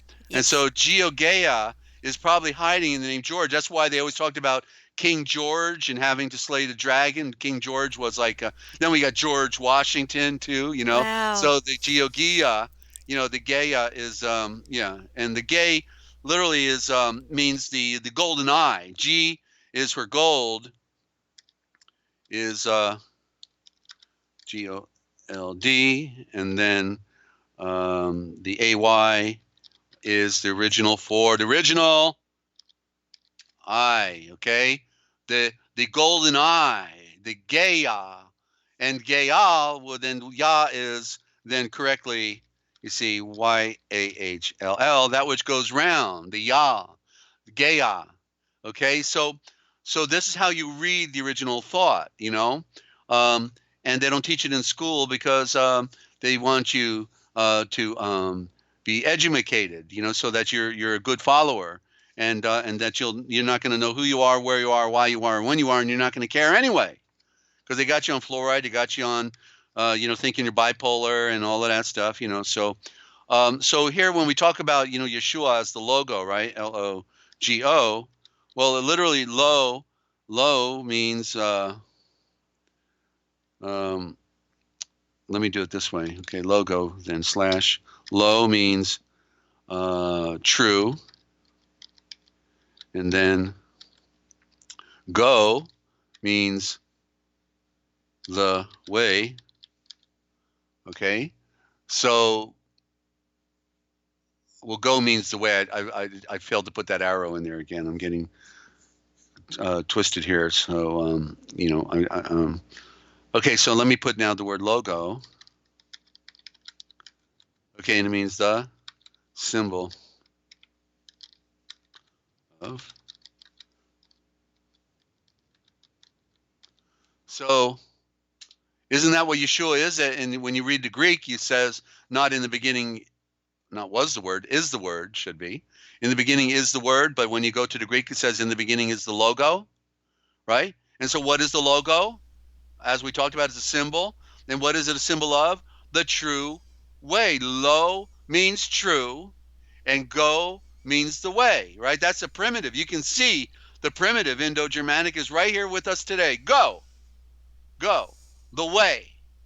Okay, so logo means the symbol of the true way. True, lo means true, and and so it's been in your face all your life, and you didn't know the meaning, so you tuned in right here. Okay, and so another one, and I just have one more. Actually, I'm going to pass on this one because it's a little more complicated, and I want to keep it simple right now. So now I want to read because I'm losing my voice. Okay. Before it gets too late. And did you need to jump in with any vision, Ninja? Yes. Vision here.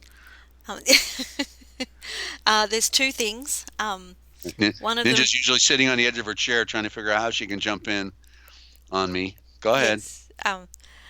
Okay. The first one doesn't really relate, but I saw the connection because it was a car that I really wanted. I've never owned a car, but this was one that I really wanted because it was called a Taurus Kia. Taurus Kia. When you were talking about gear. Yeah. Okay. So, and Right. Taurus being obvious.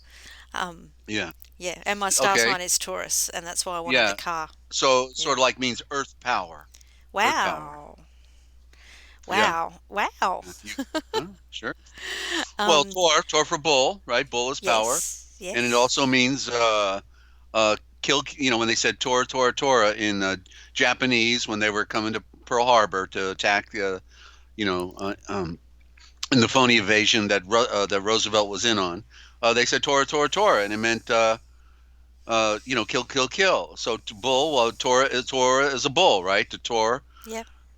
Torah. That's why they want you to, the Babylonian Talmudists want you to think the Old Covenant is called the five books of Moses that are not the five books of Moses because it's a component of many books from the northern and southern kingdoms. They call it the Torah, but they want you to think it's the bull. Remember, they said they made the calf, but that was the lie because they made the bull. You see, and so you don't want a bull because the bull represents the force of the earth, the lower creature, not the eagle, right? There's a big difference between an eagle and a bull, right? And so, but the ram, the ram does represent the sun. There's a duality in a lot of these symbols. So the Yeah. bull can also still represent the sun, but in the true primary sense, the bull represents that which is of the earth. And that's why they kept making bulls, but in India, they got the Brahmin bull, right? Oh, the sovereign bull, of course, the sovereign bull. And that's why they didn't kill the bull. They run down the streets. And in Spain, they have the festival of the bulls and they run, all that. So, Yeah. Our second last prime minister that we originally didn't get to vote for, he just got put in there. And then they made us vote, and he got put in there again. But anyway, um, you yeah, vote or you go to jail. Is that right? Is that the way we they do it pay in a Australia? fine. We pay a fine if we don't vote. I see. Um, yeah, uh, You should yeah, send them a bill, yeah, you know? yeah, Right? yeah. So For a bad prime I'm not, minister. You yeah, can charge him every day for being a bad prime minister. yeah. I'm Never not mind. talking about the idiot that we have now, but Oh, yeah. and Oh, yeah, he goes to Hawaii. that's not talking He go bad. Sorry. That's right. Just want to jump in. He goes to Hawaii while Australia is burning down, and the chairman of China goes underground while everybody's dying on the ground. Isn't Yeah, that kind of yeah. nuts? They run Huh? and hide. I never heard a Um, speech yet of the Chinese prime minister. I've never heard a single speech saying we can do this, we can handle this, we can get it back. Never heard a word. Do you ever heard a no, word from the Chinese prime minister? no. While people are dying, state lockdown. Whoa. Okay, back Yeah. to you, Nisha. Yeah, I yeah. had to I throw it. just want to say that I'm not bad mouthing the Australian Prime Minister. It's a fact Okay, that he's right. a idiot. A criminal, Yes, deceiver, and yes, a liar. yes, Oh, and yeah, has no regard for human life. Um, but I'm talking of about the course. one that was in before him. His Yeah, surname was Turnbull. Turnbull. They know how to pick them, don't they? I'm telling you. All right. Yeah, yeah, and I'm sorry. Um, okay, moving on. Um, when you were talking about how low means true and go means way, um, people of today say, I'm going to give you the down low. So, No, it's the lowdown, not the down low. It's the lowdown. well, people say down low, so things are In Australia, reversed. Yeah. you see, it's Uh, reversed. See, it's upside down over there. It's not the down low. It's the low down. we'll give you the down low, and it just made me think low means true. Yeah. Right. Yeah, Yeah. of course. The low down means the truth about what's going down. Yeah. Yeah. Okay, so very good. All right. Well, so what has happened is, I've been collecting lost writings all my life, and I've got some gospels of noteworthy, and so I've done the first couple chapters. You've got a copy of it now, and I guess you can put it up so people can be taking a look at it while we're doing the primer here. I should have had that Okay. up already, I Okay. guess. Yeah. While you're talking, I'm just getting organized. Shoot. Okay. So please excuse uh, the screen while I get to it. Yeah. Okay. So keep talking, and I'll get it up. there. I don't have anything to say. Oh. Never mind. I'll think of something. All right. I want. Okay, she's going to have to go into the catacombs now and pull out of the archives the Gospel of the Silk Road, ladies and gentlemen. Well, if you know about the Silk Road, it runs all the way from. I think it is. What's the name where all the virus is going down? Ninja, Wutan, or what's it called? Wuhan. Wuhan. Yeah, thank you. Yeah, Um, that actually. What's ironic is that actually was the beginning of the Silk Road. Wuhan was where the Silk Road started, if I remember correctly. Now that's not Wow. quite full screen. You got a border there. Is there some reason that it can't be totally full screen? I see your computer. I see your computer on that. Okay, I can. Is there a way to fix that? Because usually you would just pull up the document, right? Yeah, it was lined up perfectly last time, and I just put the new document in, and it should have stayed the same. Okay. Well, if you can, I can fiddle with it, but you'll see me fiddling with it. That's all right because I'll be talking in the meantime because we Okay. get more. We want more words, as many words as all the words we can get into the screen if we can. Okay, I'm just going to fiddle with it. You'll see I'm just going to fiddle with it. And hello to Crystal. Good to have you on the broadcast, Crystal. And anybody, don't forget, if you have a comment or a question, you put it in my name in all capital letters, and then upper and lowercase with your comment or question. Okay, I'd be glad to address it. And we're here trying to, I want to answer your questions if you've been trying to figure something out. It's fun to share and to help others on their journey because we're we got a long way to go and a short time to get there. So this is important. Now, Ninja, do you think you'll be able to do it? Because I don't know. It might be a bit too fiddly to do on air. All right, then. Well, if you were able to do it, and if you think you can do it, do it. If not, then just go back to it. I don't know why the computer's... Yeah, I'm just going back to it. Oh, that looked good. I thought you just did it, maybe, actually. Look at that. Oh, you got better. A little better. Yeah, I can move... That means I can move it up a bit. Okay, good. I can fix it. Up and over. You got to go back to the left and then up if you can. Try it again. You did better. Come on, you're doing it. We're counting on you, Ninja. All here holding our breath. I'm nervous about doing it on air. All right. Well, it's See, not. my hand's even shaking. You're in a chair. You're not on air. You're in a bed, or I don't know what you're doing. This from your bedroom? Yeah, it's quite comfortable actually. I couldn't do it from my bedroom before because I had a fold-up bed. All right. Now I have a comfortable one. Yeah. Okay. All right. So look at. Okay, talking, so let's. Talking. I got to do something real quick. Give me 30 seconds, Ray. Okay, I'll just keep fiddling with okay, you guys will see it in a minute. You got it, Ninja. That's good. Just leave it. I mean, if you can't pull it over to the left a little more, that's okay. But, it's a little off center. We're supposed to be perfect in Yeshua. But if you can't do any better, that's fine. You got it. I can fix it. You can fix it? Yeah. Okay. Counting on you. All right. We're going to get this right, ladies and gentlemen. Just hang on. Ninja's on the spot. She's a ninja, so she should be able to do this. All right. Okay. Oh. It's coming.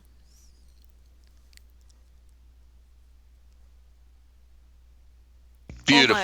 Almost.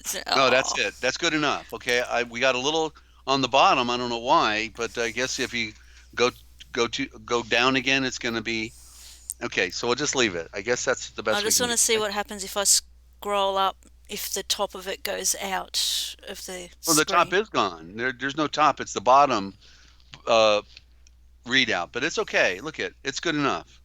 We're good now. Okay, so let's get to the broadcast. Okay, back it down. Go back down all the way. The thing is, we're wanting to get as many words in the page as possible, and also a little balance. It looks good that way. All right, and you're going to have to just scroll as I'm reading. So we'll I don't know. You did good last time, so we'll just play it by ear here. Okay. So, all right. So, ladies and gentlemen, the this book by Nicholas Notovich, from the 1800s. He was a Russian spy apparently, and he just brought out this document out of Tibet because he broke his leg, and therefore he. I'm looking for the book right now, actually. Oh, and I'm. Am I going to be able to find it? No, I've got it actually pinned to my ledger. That's why I can't find it. I'm doing the translation right now, and so he comes out and presents it to the world, and and he did a pretty good job, I would say. I can, because I can read it and get the picture. But you know what's ironic is within this document, and it was not called the Gospel of the Silk Road. That's what I'm calling it, because I know this is the international version of the message of Yeshua. You'll find out when we start reading it. That's really what it should be called, because it's got to be distinct from the other gospels, and it's not the Gospel of Issa, because Issa means woman, and so right on the title that they gave it, it's a slam on Yeshua, because we know he's not a woman. He was the Zavram. Come on, he was the ram, the star ram. That's what sovereign means, star ram. He wasn't a lamb, he was a ram. And and so then in there is the story with the priesthood and Pilate, and they reversed it, as we talked about how they lie and how they reverse. Yeah, and good on those Khazars, Anna. Yeah, you got it right. Okay, and thank you. So what happened was, you can see how they not only changed the name of Yeshua to Issa, which means woman. Correctly, Issa is Aisha. That's what's funny. So it literally means the royal eye. So it's the gospel of the royal eye if we corrected it, but the royal eye is also the woman, because in the sense of creation is female, and that's why woman, is distinct, because she brings forth the baby, and therefore we as little ones coming into the world were originally called royal eyes. We're all the royal eyes, and so when you get toward the latter part of the story, we find out that they make Pilate the guilty guy, and the priests as if they wanted to save him. So it's the narrative was changed. Most of the story is intact, but I saw the switch out, because I saw it in our own scriptures, and now I saw it in here. And so what we're doing is not just giving the more deeper translation, because I have two versions to compare it with, but we're going to correct the switch out that went on. I know I just defined earlier how the switch outs have been going on from the beginning, ladies and gentlemen, and it's not hard to do once you know the game and how it's played, and also know the true story. And Pilate, Pontius Pilate, became the greatest scapegoat in history, next to Judas, because it was Pilate who wanted to save Yeshua. We find it in the Aquarian Gospel, where he told, after they had the Last Supper, he sent an officer to go to him, and he says, Pilate wants to speak with you. This is not official. He wants to talk to you. And so Yeshua told everyone to go to the Garden of Gethsemane, and while he went real quick to see Pilate, and Pilate told him, he says, these priests are out to kill you. I've got 40 horses here that can take you to the edge of our country, or to the borders of Judah. They can take you out of here. And he says, you can't stop the tide, noble one.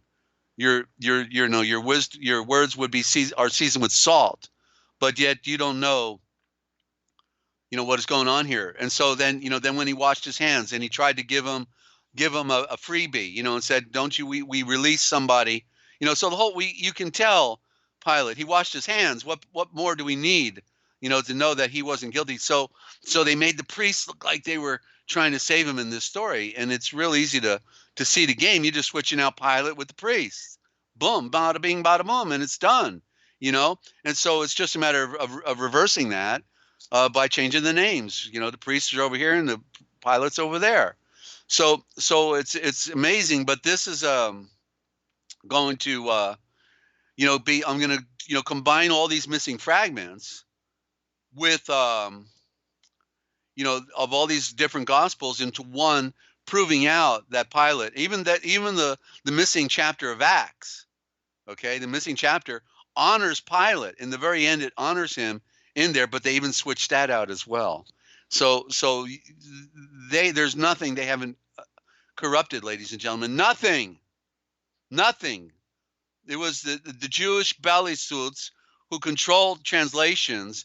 They've adulterated Philo, Josephus, you name it, Herodotus, you name it. The Jews were in control of the libraries. Okay, the Khazars working with the Roman Empire. Okay, and so they're the masters of deception.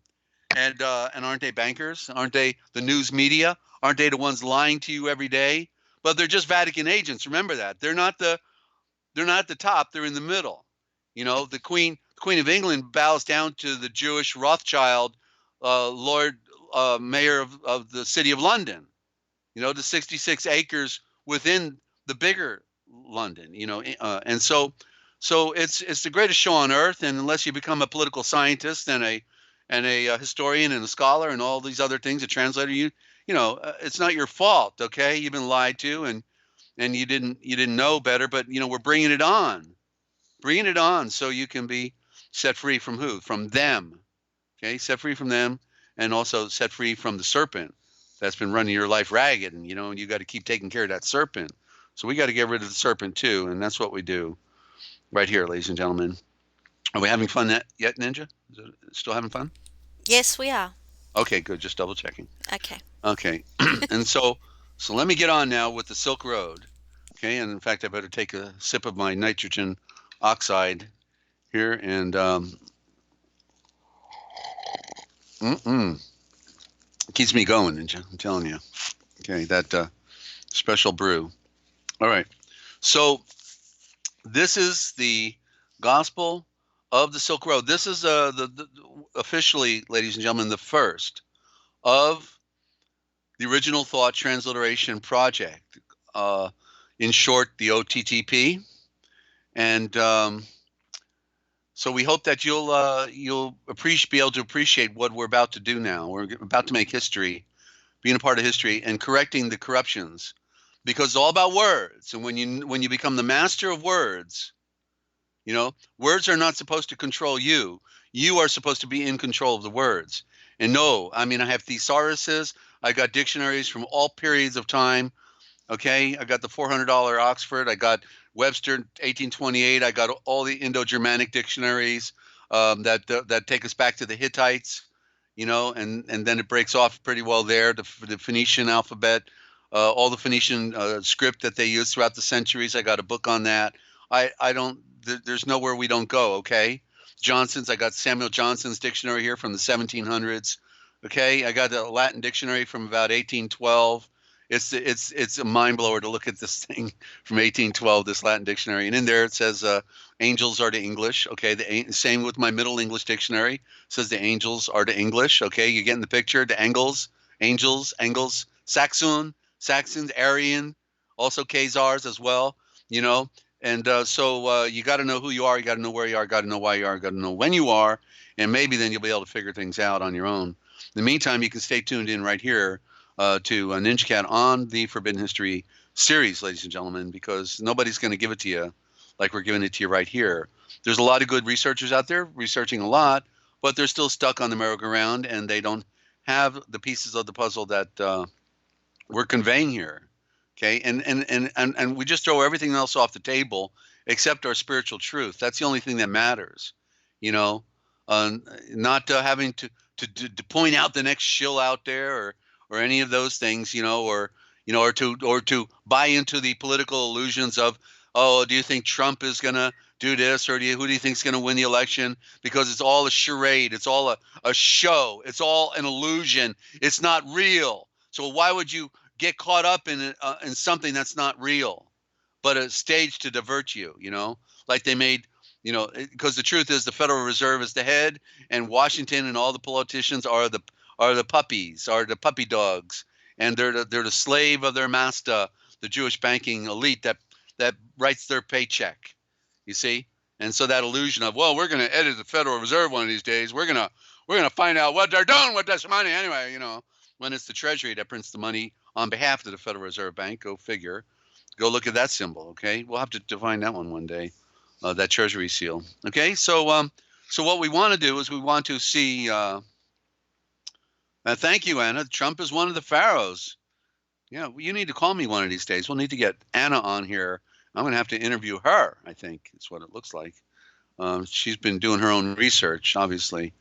And yeah, so just as a little footnote, uh, after the Knights Templars left Jerusalem, after the Islamic faction took over and they closed shop, then within the time it took to get back from Jerusalem to the mountains of Switzerland, they then formed Switzerland, and that's been the banking headquarters basically since that time.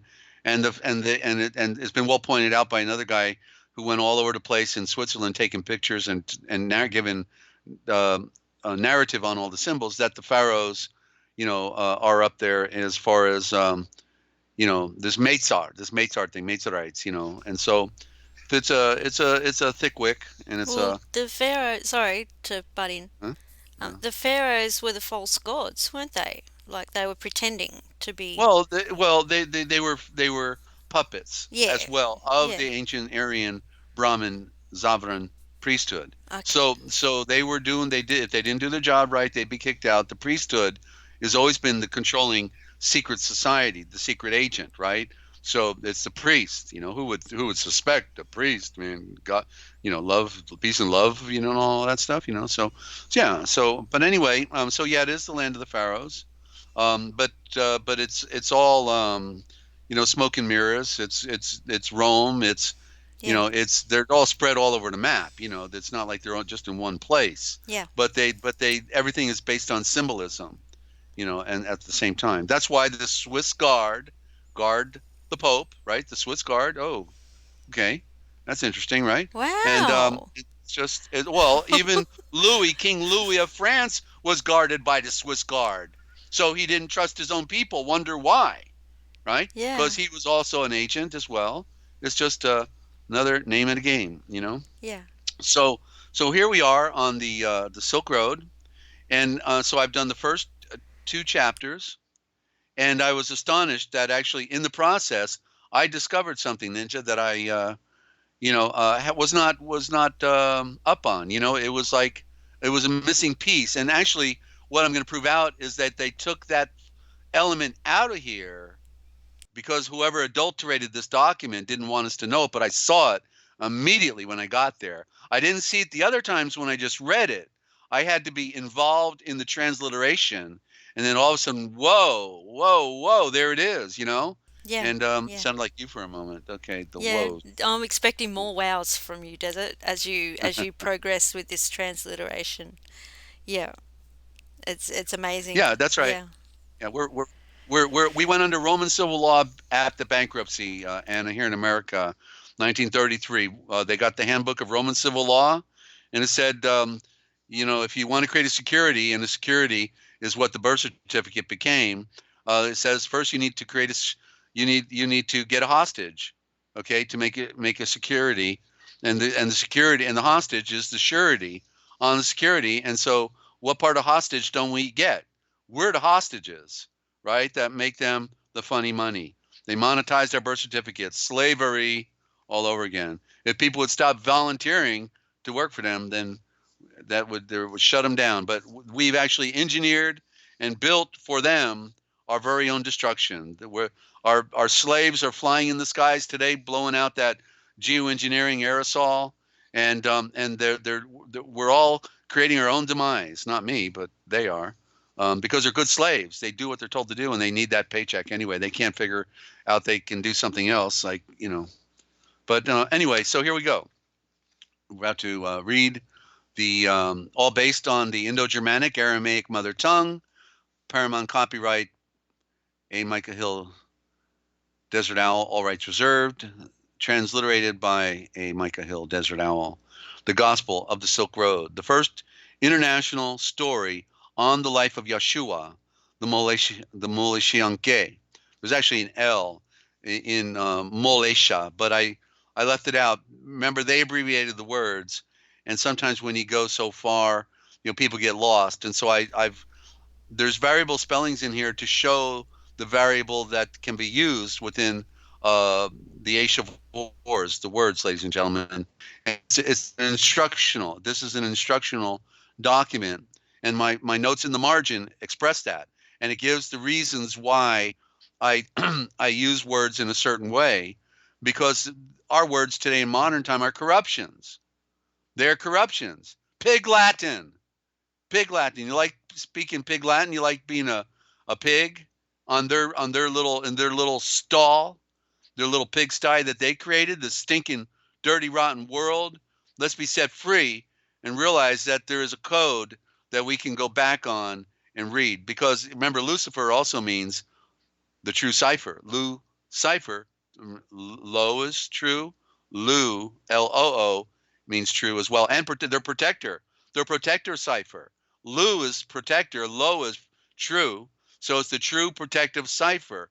Lucifer is their goddess, and it's a code, but it's merely like a corporation that they gave life to and they operate by. It is a code of an underworld, and the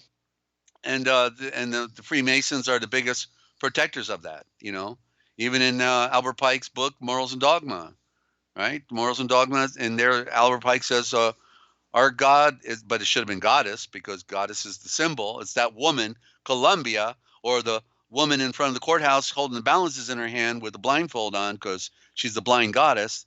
That is their protector, their mommy, the whore, because she can't see, she's blind. Therefore, she does anything she wants to do, and it's okay. It's called situation ethics in their book of Morals and Dogma. Morals for they want more and they want it all, and it's all dogma because it's all the priesthood. God backwards is dog. You didn't know that, right? And so that's why we don't want to use their terminology. We want to use original, superior, original, tells a story, original, that was just first, superior, okay? So the Gospel of the Silk Road, first international story of the life of Yeshua the Moleshianke. There's the word Yankee right there. Yankee is Yankee. Okay, Yan shows the duality of the male female brought together as one. That means, you know, creation coming back together as one. As there was a split in the creation, then it comes back together. Hey, as above, so beloved. Good to have you. Yeah, I don't know if the notices are getting out anymore, because we normally would have more friends on here, and then that's yeah, we're totally squashed over here. So that's okay. We're going to keep a regular schedule. You know, we did Saturday special today because we weren't ready yesterday. We had some technical stuff we had to deal with. So all right, I'm going to take another sip, and I'm going to get reading here, Ninja, before I lose my voice. Okay. Yeah. Yeah, we'll have to get into a routine. I want to do twice a week for now, and then Okay. yeah, is that Okay. okay with you? Of course. We'll be back on Sunday night, 8 p.m. tomorrow. All right. Yeah. So so here we go. The best, and he was known as the best of all, the seed of Ashan, commonly known as Jesus, the Messiah. The report: the earth shook and the sky cried. And don't wait till the last minute, Ninja, when you got to scroll up maybe halfway now. Once I'm in the middle, pull it to the top. Okay, so when I get to the middle, Okay. well, I think that's the way to do it. That way Okay. you will not lose Yeah. track. Because I was Okay? thinking of the delay as well. Right. Which Okay, can, so yeah. the report: the earth shook and the sky cried, all because of the greatest crime ever committed in the land of Esharei. That's the original for Israel, ladies and gentlemen. Esharei Ulva. Ulva is the owl and the serpent. Okay, remember, these were especially enlightened people, but they had a problem. They had a serpent, and they were the serpent, you see? And this is part of what we've talked about in the past. Okay, Israel is a corruption. It's an abbreviation of the original terminology that tells the story. As they had just completed, let me try it again. The earth shook and the sky cried, all because of the greatest crime ever committed in the land of Eshrei Israel. As they had just completed the torture and the murder of this great and focusing light of Yeshua, Jesus, in whom was revealed the Zan, which means the Son, and a son is a son is a son. S-O-N is S-U-N, the sun of our universe and solar system, who had incarnated himself into a simple sentient being for the benefit of all Ashan, mankind, and for the extermination of the blind nature within them. To the point, the way back, to point the way back towards the peace, love, and harmony that was destroyed by Ashan's blindness, and by reintroducing him to the one of the many, the indivisible great architect and creator, whose merciful favor for all is infinite and without any boundaries. This is what the merchant caravans who were coming out from Esha Reuva, Israel, were reporting on this subject. They were appalled at what they saw, and the story was going out, and this is the story that they ultimately carried with them. Ninja, I just need to turn the heater up. I'll be right back. And Okay. good to have you, as above. Hadn't seen you in a while. Be right back. 30 seconds. Okay, I'm not going to sing, I'm not going to whistle, I'm not going to do a dance. Um, I just want to say g'day to As Above, So Beloved, and anyone else I missed. I don't think I missed anybody. Anyway, love you all, and this is amazing. You back, Desert? I'm back. Okie dokie. And so the Silk Road, just to qualify, as we said, what's the name of that Chinese town? Wuhan. Wuhan, yeah.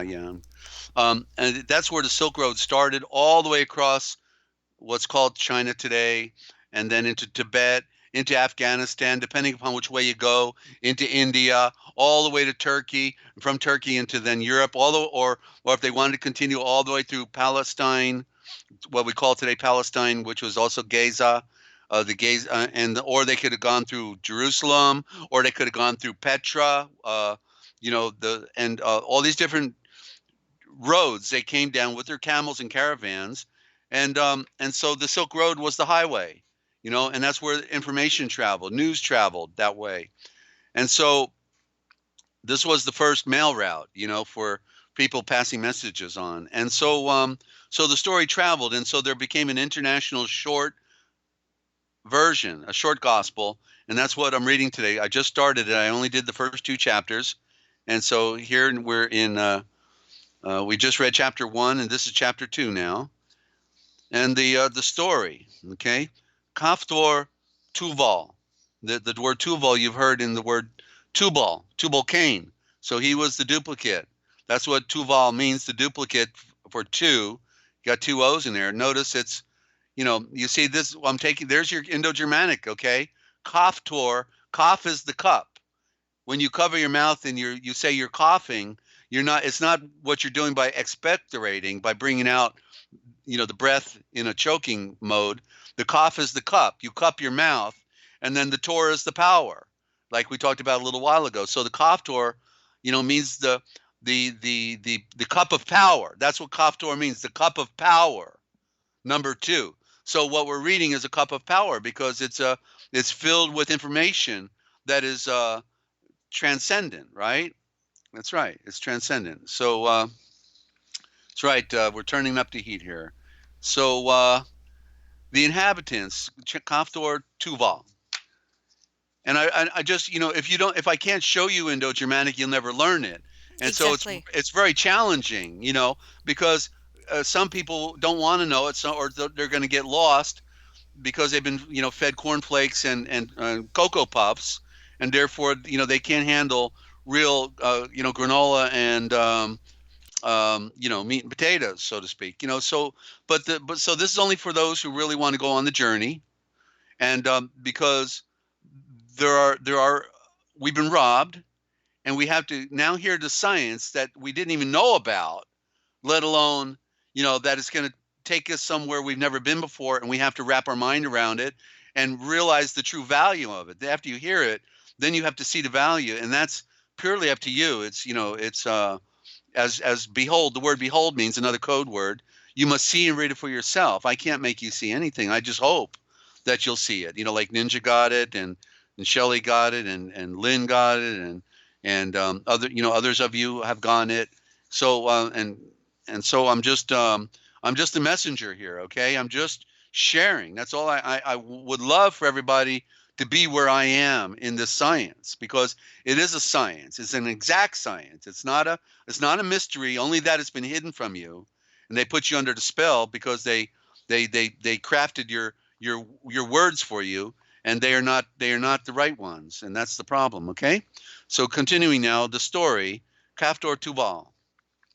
The inhabitants of Israel live on a very fertile land, yielding 2 harvests a year that provided large pastures for many flocks, had an elite priesthood who became enraged by their own blindness and brought down upon their own heads and upon their own nation the fiery wrath of Yahweh.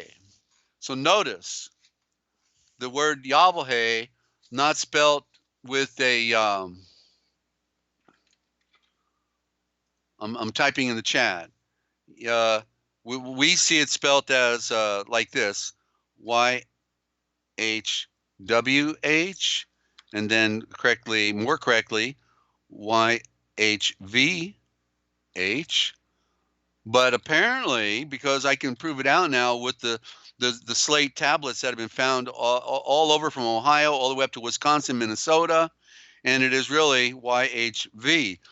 And to know that it's a fact, what do we call it? A tetra, Tetra, gram, ATON. Oh, not N, but M. Tetragram atom. And tetra is 3. Tetra, sun, earth, and moon. Okay, there's your 3. And the H is the symbol of the bridge, which is the earth. The Y is the symbol of yellow for the sun, light that came down, the 2 powers that merged together in the great mystery. And the V is the symbol of the moon without the tail, like the Y. It lost the light. The light of the tail in the Y is the obelisk that came down spinning, and the power source, the Philfot, the fan. And so it's YHV. And on all these slates, when the true Israel that was left, the remnant, came to the Americas, they then set up home and down below me in Ohio in Zanesville is Zionsville, further down Newark, and that's Newark, the New Ark, okay?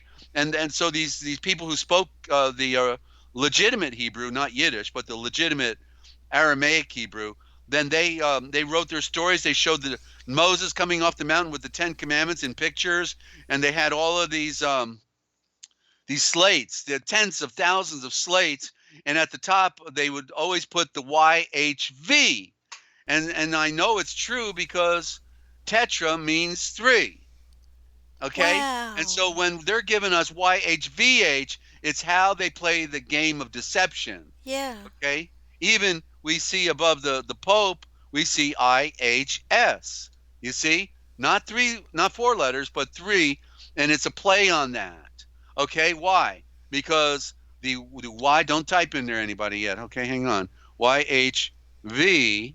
You see, the H is the one that stayed the same. We know the I is a Y, as it says even in modern day English in school. They say the Y takes, the vowels are A-E-I-O-U, and sometimes Y, which takes the place of the I. So there's your YH. And the V is represented with the S in the IHS, but that's a serpent.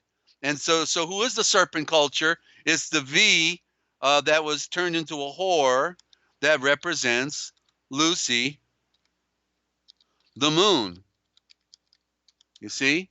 Lucy the moon. And so the V with no light. She has no light. The Y represents the light of the sun. The V represents the moon. That's your serpent, Lucifer. You see? So the IHS is just a spin on the YHS. I'm cleaning my glasses while I'm talking. Forgive me. Desert, I have a question. All right, go ahead. What does the IHS stand? What's that abbreviated as? What does it stand for? Off the top of my head, I should have known this, but it represents it's Latin. You know, it's representing the Latin.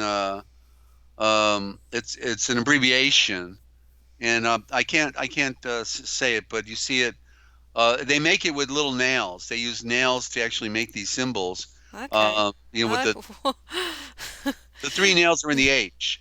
You got two nails coming down, yeah. they represent the three nails that Yeshua was nailed to the cross on. And Wow. but I can't remember. You could do a search on it real easy and find the meaning though if you wanted to. Okay, Okay. so yeah, so let me go back now to our story. So I'm on verse 2 now in chapter 2. Um, okay, so I'll just back up onto chapter 1 a little bit to lead in again, because they had an elite priesthood who became enraged by their own blindness and brought down upon their own heads and upon their own nation a fiery wrath of Yahweh, who in time past inflicted on them a terrible punishment by taking away their promised land. You know, when I started reading that, I'm thinking, okay, he inflicted, and I was questioning the right question, right? Why? Remember, we got to ask the right question. Why was he inflicting a punishment on them? And and as I'm doing the translation, I'm trying to think of the answer. Because this was the tribe that was chosen, right? This was the tribe of Zavramhaim, Abraham, and so I'm going on with it. Let me try it again. Verse 2. Who in the past inflicted on them, Yahweh in the past inflicted on them a terrible punishment by taking away their promised land. And yeah, that's right. They went into Goshen. It was called Goshen, right? And they all migrated there because of the starvation, the flood, the 7 years of drought that had occurred. And that's when Joseph brought. And so I'm reading. Okay, and verse 2 again, who in time past inflicted on them a terrible punishment by taking away their promised land, their flocks, and all of their wealth. That was through the annihilation that had occurred. So they lost much of what they had while they were still in the promised land before they went into Egypt or Meitzar on behalf of Joseph, right?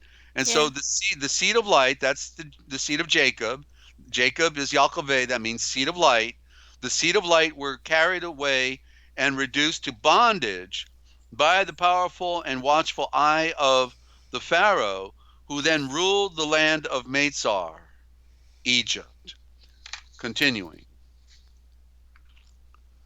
The Eshavariulvats, Israelites, were treated worse than beasts by the Pharaoh, who was overlooking them with very heavy and difficult work, even putting some in chains, while others had their bodies covered with sores and scars, with wounds that would not heal from the malnutrition. They were not permitted to return to their homes and were slowly being starved to death. All of this so that they could all be maintained in a continual state of confusion and terror, thus denying the semblance of any normal existence. Boy, that's sort of like reminds me of today, doesn't it, Ninja? Yes. Then, while in this terrible condition, the Eshareulates, Israelites, remembered their virgin light protector, who rules from his throne in the sun, the great Zulafhaim, I'm just interjecting that there, created light and prayed for the pure shelter, asking for pity and favor for all, which is grace, the favor for all. At this time, there reigned an eminent pharaoh in Meitzar, Egypt, who was legend for his many famous victories by the wealth that he had acquired, along with his gigantic palaces that he had made, was using the many hands of captive slaves' labor. This pharaoh had two sons, one who was adopted, entitled Moleshan. That's Moses. We will in here call him Moeshan. We'll take out the L, but it's Moleshan, that which goes round. He was the one going round, the mole. At the center of the story, mole is the center of a double door system on a $100,000 home. It's the mole at the center, and the mole is the mill that goes round. You see, it's in the words, ladies and gentlemen. And so it's the royal eye. Literally, Moleshan means the royal eye that goes round. That was Moses, you see. And with a younger brother entitled Ach Moeshan, or in the corrupted form Achmoses. And you can see this, but ladies and gentlemen, if you watch the video, the Exodus Decoded. The Exodus Decoded is the documentary that will show you the real Pharaoh. No, it wasn't Ramses, because that was 500 years later. This was 500, 600 years before Ramses. We've been lied to again. I told you we were lied to. You know that. And so we can confirm it all. And with a younger brother entitled Achmoses, Moses had acquired great knowledge. Moeshan acquired great knowledge about the creation of the universe, mastering all of the sciences being forwarded to him by all of the sages of Eshareul, Israel, as well as by the priests of Meitzar. Boy, he was getting it from both ends. Talk about a smart guy. Not to mention he was if you read Josephus, you find out he was also a general of Pharaoh's army, and he conquered and brought home great wealth from Africa, conquered Ethiopia, all of that. This was because Moeshan, Moses, was greatly loved by the people of Avaris, correctly, Avaris, for Goshen. That's in the Nile Delta, okay? Not up the river, but at the delta near the Mediterranean. He was loved also as well by all the people because he was kind and showed compassion for all of those who suffered in and around Meitzar. Meitzar means the mother star. Egypt, falsely called. Late coming word. Code means return. Egypt is a code for return. When Moeshan saw that the Israelites, in spite of all their intolerable suffering that they endured, all refused to abandon their homage of Yahweh, the Yahweh, and refused to pay homage to all the images from Meitzar, Egypt, which were made by the hands of a Shan, man, made by the hands of man. They refused to worship them. They worshiped the one invisible, the true one. Moeshan also put his trust in the one true invisible, Yahweh, the Yahweh, who did not allow their weakened race to fail in hope.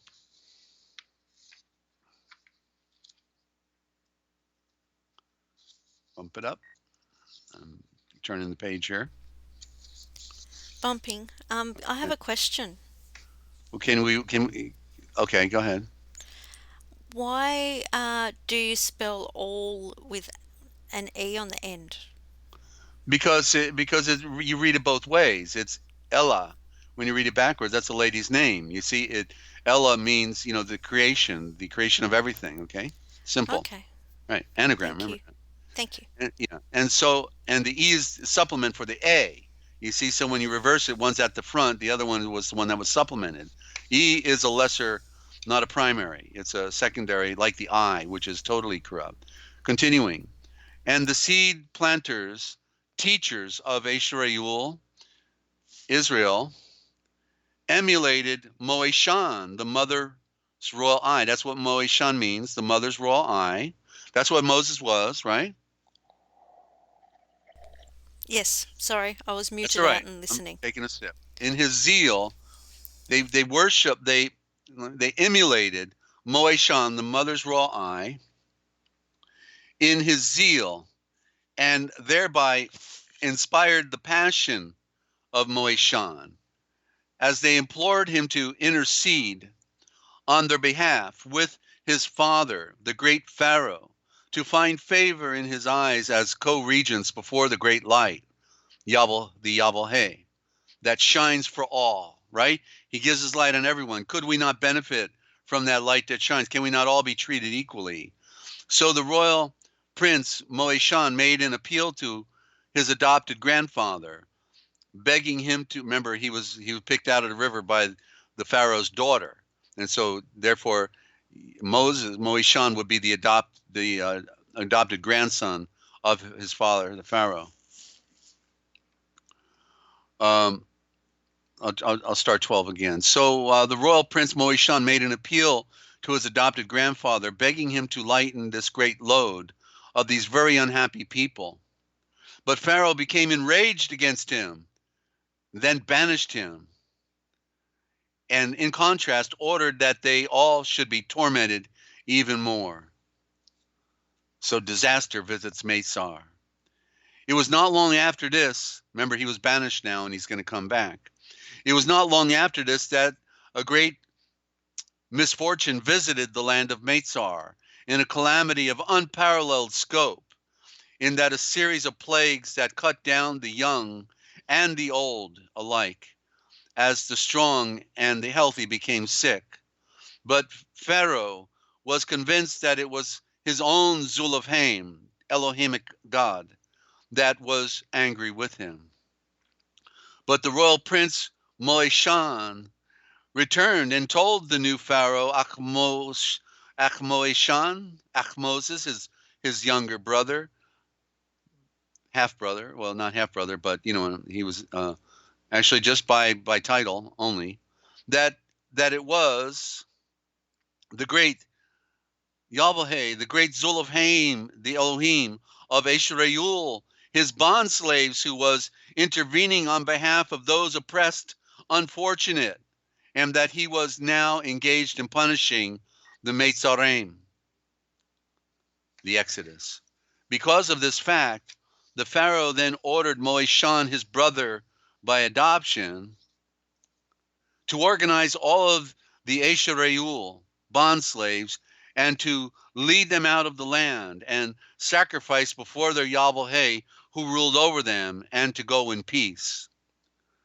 This is when Moeshan could finally tell all the Avres, the star rays, which is the original for Hebrews, the star rays, because they were the ones carrying the light, ladies and gentlemen, that he had obtained their freedom. This is when Moeshan could finally tell the Avres that he had obtained their freedom, all in the royal title of his Yahweh and their Yahweh of Eshrayul, Israel, so that all exited the land of Avaris, Goshen, Mesar, 500 years before the great city of the Ramses dynasty was ever built in Avaris. The Moeshan led them out. So Moeshan led them out and towards the promised land, which they had formerly lost because of their great blindness. And when I read, and what is said in the corrupted versions is because of their great sin. And I stopped there, and that's when I was right there last night, and I said, wait a minute, what? The great sin, what was the great sin? And I said, oh my, mind blower, okay. You ready, Ninja? You've been I'm ready. On the cliffhanger all night long, right? I have. All right. So what was the great sin?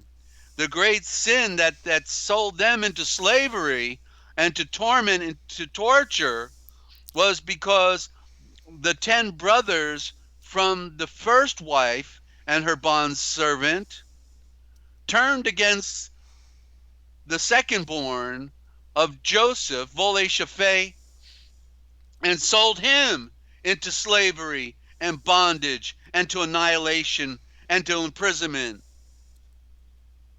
And because the natural law says, as you do unto one, it must be done unto you.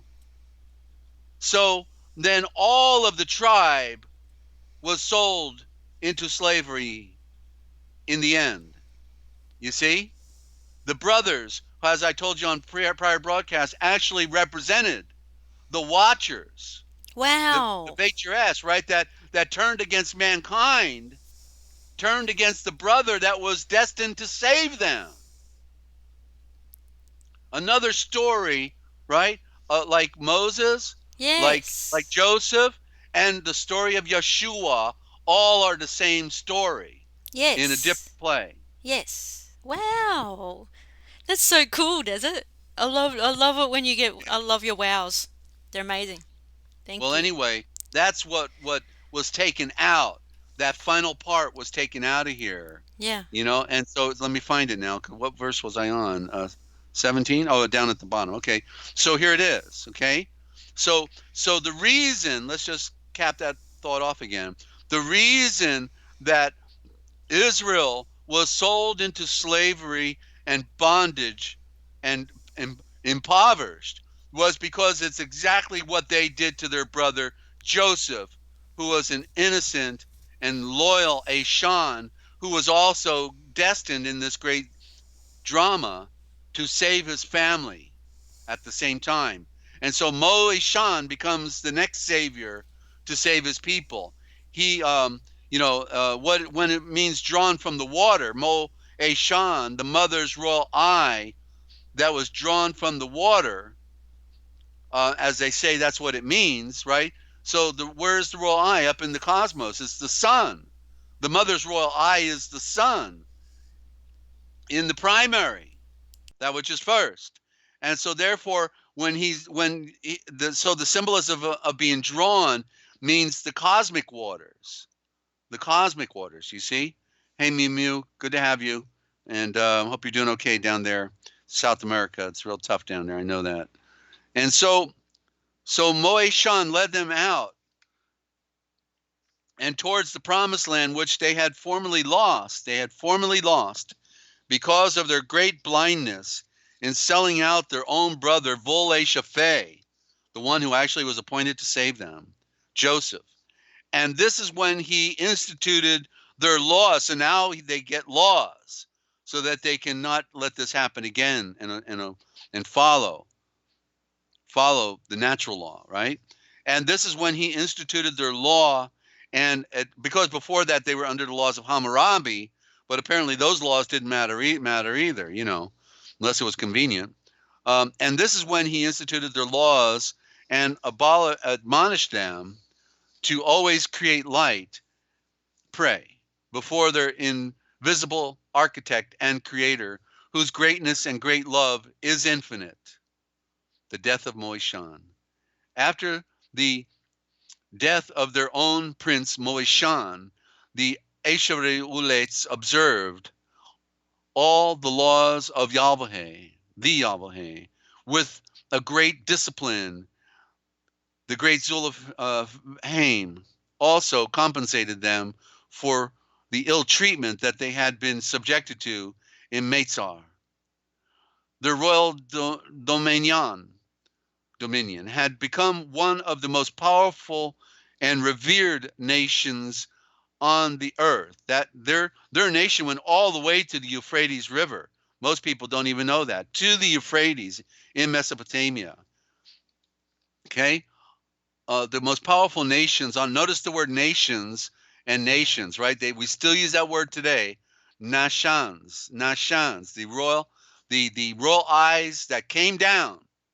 And in this metaphor, it means through time, but they still call it by that term. You see the game they're playing on us? They still call it Asia. There's Asia on the map. They don't ever tell you what it means, where it comes from, but you heard it here first, ladies and gentlemen. Let's try it again. 19, last verse. The royal dominion had become one of the most powerful and revered nations on earth, while their royal Malakain kings made themselves the object of all flame, that is fame, and legends, renowned for their wealth of key knowledge, and for the great treasures, while the Eshalom, the royal eye of the true sound, that's what Eshalom, correctly it has two O's, because it's Lum, true sound. The royal eye of the true sound. That's what we're bringing you right now, ladies and gentlemen, is the true sound, the original thought.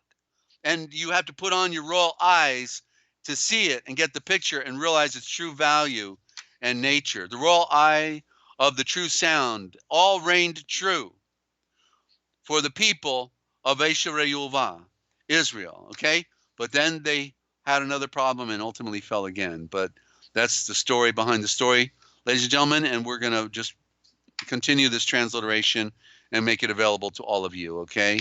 And Ninja, back to you. I'll pull it up. Pull up our offer at the end, okay? Pull that offer up. Last page. Can you scroll it? I'm scrolling. There's a delay. Yeah. Dun, dun, dun, dun. Okay, it doesn't all fit. I should have pulled that paragraph together. Okay, start at the top. we'll start. Yeah, get it at the top of the screen. Where that thing really jumps around, doesn't it? Yeah. It's fun. You got to pull it. You went too hot. You're not. Drop it down. Go to the top of the page. You're at the bottom of the page. Drop it down, Ninja, to the mastermind group of supporters, the original thought transliteration project. You're at the wrong end. You'll see it in a minute. There's a delay. All right. Well, you don't have the top. You don't have the top line. You have original thought, but you don't have the mastermind group of supporters. I'm trying to get that whole page in there. Okay. I'm looking at my desktop, All right. and I just had a look on the phone, and I can see. Yeah. Sorry, I thought the mastermind group of supporters All right. was in there. Yeah. Yeah. So we want to start at the top, and then Okay.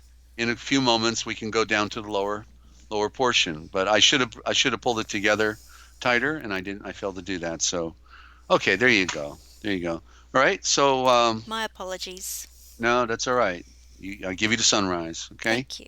Oh, no worries, no problems. Just making lemonade out of lemons that they gave us, Ninja, and we're doing it. It's really exciting to be doing this transliteration because it opened up for me. By comparing two other, becoming expert at the words. Adept. I don't like to use the word expert, but adept at these Aeshavors and the ancient past. The stories. It's like as you know, I've been 40 years coming out of the wilderness before I could even do this work. It's been a lifetime, to be able to become the master of the words rather than have the words become master of me, to be set free Yeah. from the false narrative, from the illusions, from being lied to, all that they've done to us. And we got people wanting to quote, King James, Jesus loves you. Yes, I know, for the Bible tells me so. And they can't interpret anything. They're perpetrating the lies just by using the terminology. You're perpetrating the lies. When are we going to stop using their phony words? That's the question, right? That's the $1 million question. When are we going to stop letting them control our thinking and the false narratives? So this is the hardest game. This really is, because they've taken over our scriptures and they've given us Pig Latin and a story that's sort of true, sort of correct, but still misleading because of all of that they took out of it. And we're this is one document, but this is actually the beginning phase of the original gospel that I'm about to produce. But I've got to do this document first because it's got the story about how Pilate tried to set Yeshua free, and how the other priests, not in the temple at Jerusalem, but the other priests in different districts around Jerusalem, all said Yeshua is an honorable man. He's a good guy. He doesn't conflict with our teaching, and that we should leave him alone. Pilate got the report. He met with those priests, and then he protected him for 3 years. His spies periodically spied on him and said he never says anything bad about Rome. He says to pay your taxes, and so literally Pilate became his protectorate because he knew he was a philosopher. In fact, he had the best philosophy in history, apparently. And so all of this is the story that we've been denied. We got to set the record straight. We got to stop buying into the lie and want to hear the real account. The real accounting. It's a time of accounting right now, Ninja, because the game is over on planet Earth, and so we have little time. And so, well, there it is. Have we gone 3 hours already? Wow. Wow. Right. I'm ready for a break. Okay. Well, you want me to scroll down to the other bit of the page? Yeah. Scroll down to that latter part so they can see how they could participate if they want to support. Because we want to publish all of this in hard copy, and it's going to take time. And thank you, Shelley. And Mew Mew's having a bit of cake. Good for you. I'm glad you got some down there. Something to eat. Cake is not the best, but I'll take it if that's It's all that's food. left. Yeah. Right, perfectly centered. You did it really good, Ninja. Perfectly centered. Okay. Beautiful. Okay, for a donation of $20 per month. If you're really struggling, 10 will do. Every little bit helps. You can join. I probably should have made it 10. I'll probably have to reduce that. And everybody's struggling today. For a donation of $20 or $10 per month, you can join our list of contributing supporters. Thank you for contributing to the most important transliteration project in modern history, ladies and gentlemen. Okay, we're here to serve. I just want the truth about our ancient past and how we got here, and the scriptures are the answer. The one who made all things is the one who reveals all things, and he does it through his seed, his Zen, Yeshua. Okay, and so I've been eating the fruit of history of knowledge all my life, and I never imagined I could see all of these things so profoundly, Ninja. But here we are. We're going to do it, and we'll be back on tomorrow night, 8 p.m. Eastern Time. Any follow-up questions? Remember, put my name in all capital letters and upper and lowercase on your comment or question. Ninja, any more with you? I don't think so. Well, that's I unusual. noticed something, but I didn't write it down because I was too busy reading and concentrating on when to scroll. Um, yeah, yeah. I'm just wowing and loving that you're doing this. Finally, Desert. I don't. Yeah. Yeah. Yeah. It's just so good to see it up there in writing, and we can put it up there on the screen for everyone to see. It's amazing. Yeah. Right. Oh, and we got a new listener. I don't remember. Vision in Christ says he's loving all. Hey, Vision in Christ, thank you. Good to have you. And g'day from me Yeah. What part as of the well. world are you from? Okay, just you don't have to put your exact town, but or just state what state you're in. Okay. If so, anyway, okay. Well, I guess then that's a wrap, Ninja. So and just take a sip of my drink here. Okay. I'm really talked out, so I don't want to go any further. I Oh, think we've wow. been. Sorry. I really want to try to do a preliminary. If I can do part of the Sermon on the Mount tomorrow. Oh, Yeah. Vision in Christ is in Kansas. Okay, great to have you. I'm in Ohio, and we're just and some of us are in a state of confusion and everything else, but we're gonna make lemonade out of lemons. And so tomorrow I'm going to try to. I want to. I don't know if I got this enough time to do it, but I wanted to get the Hebrew Gospel of Matthew of the Sermon on the Mount, at least part of it, because that is really a powerful teaching.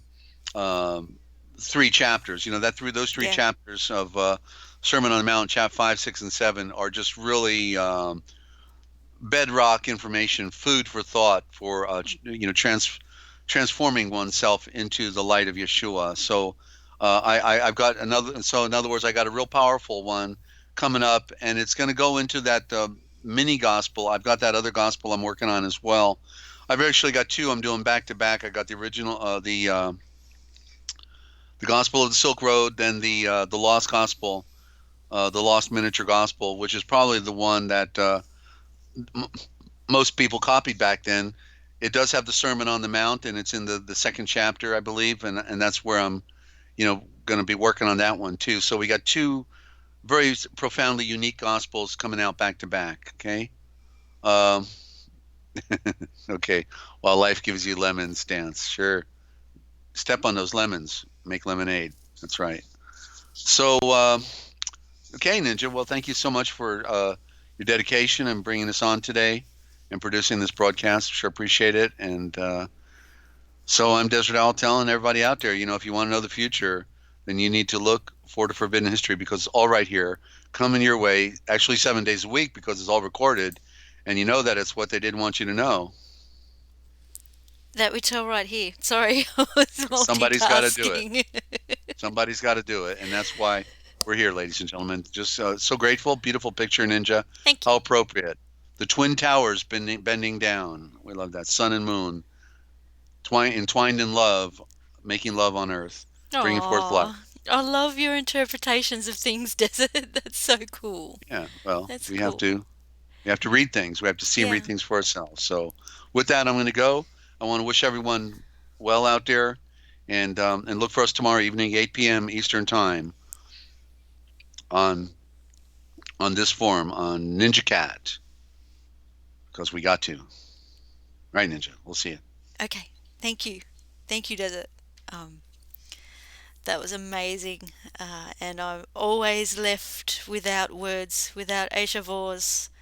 Um, yeah, that was really cool. So we'll be back tomorrow, Sunday, 8 p.m. Eastern Standard Time US. Um, and wow, yeah, 3 hours and 21 minutes. Wow. Yeah, so it was so good to have you guys here.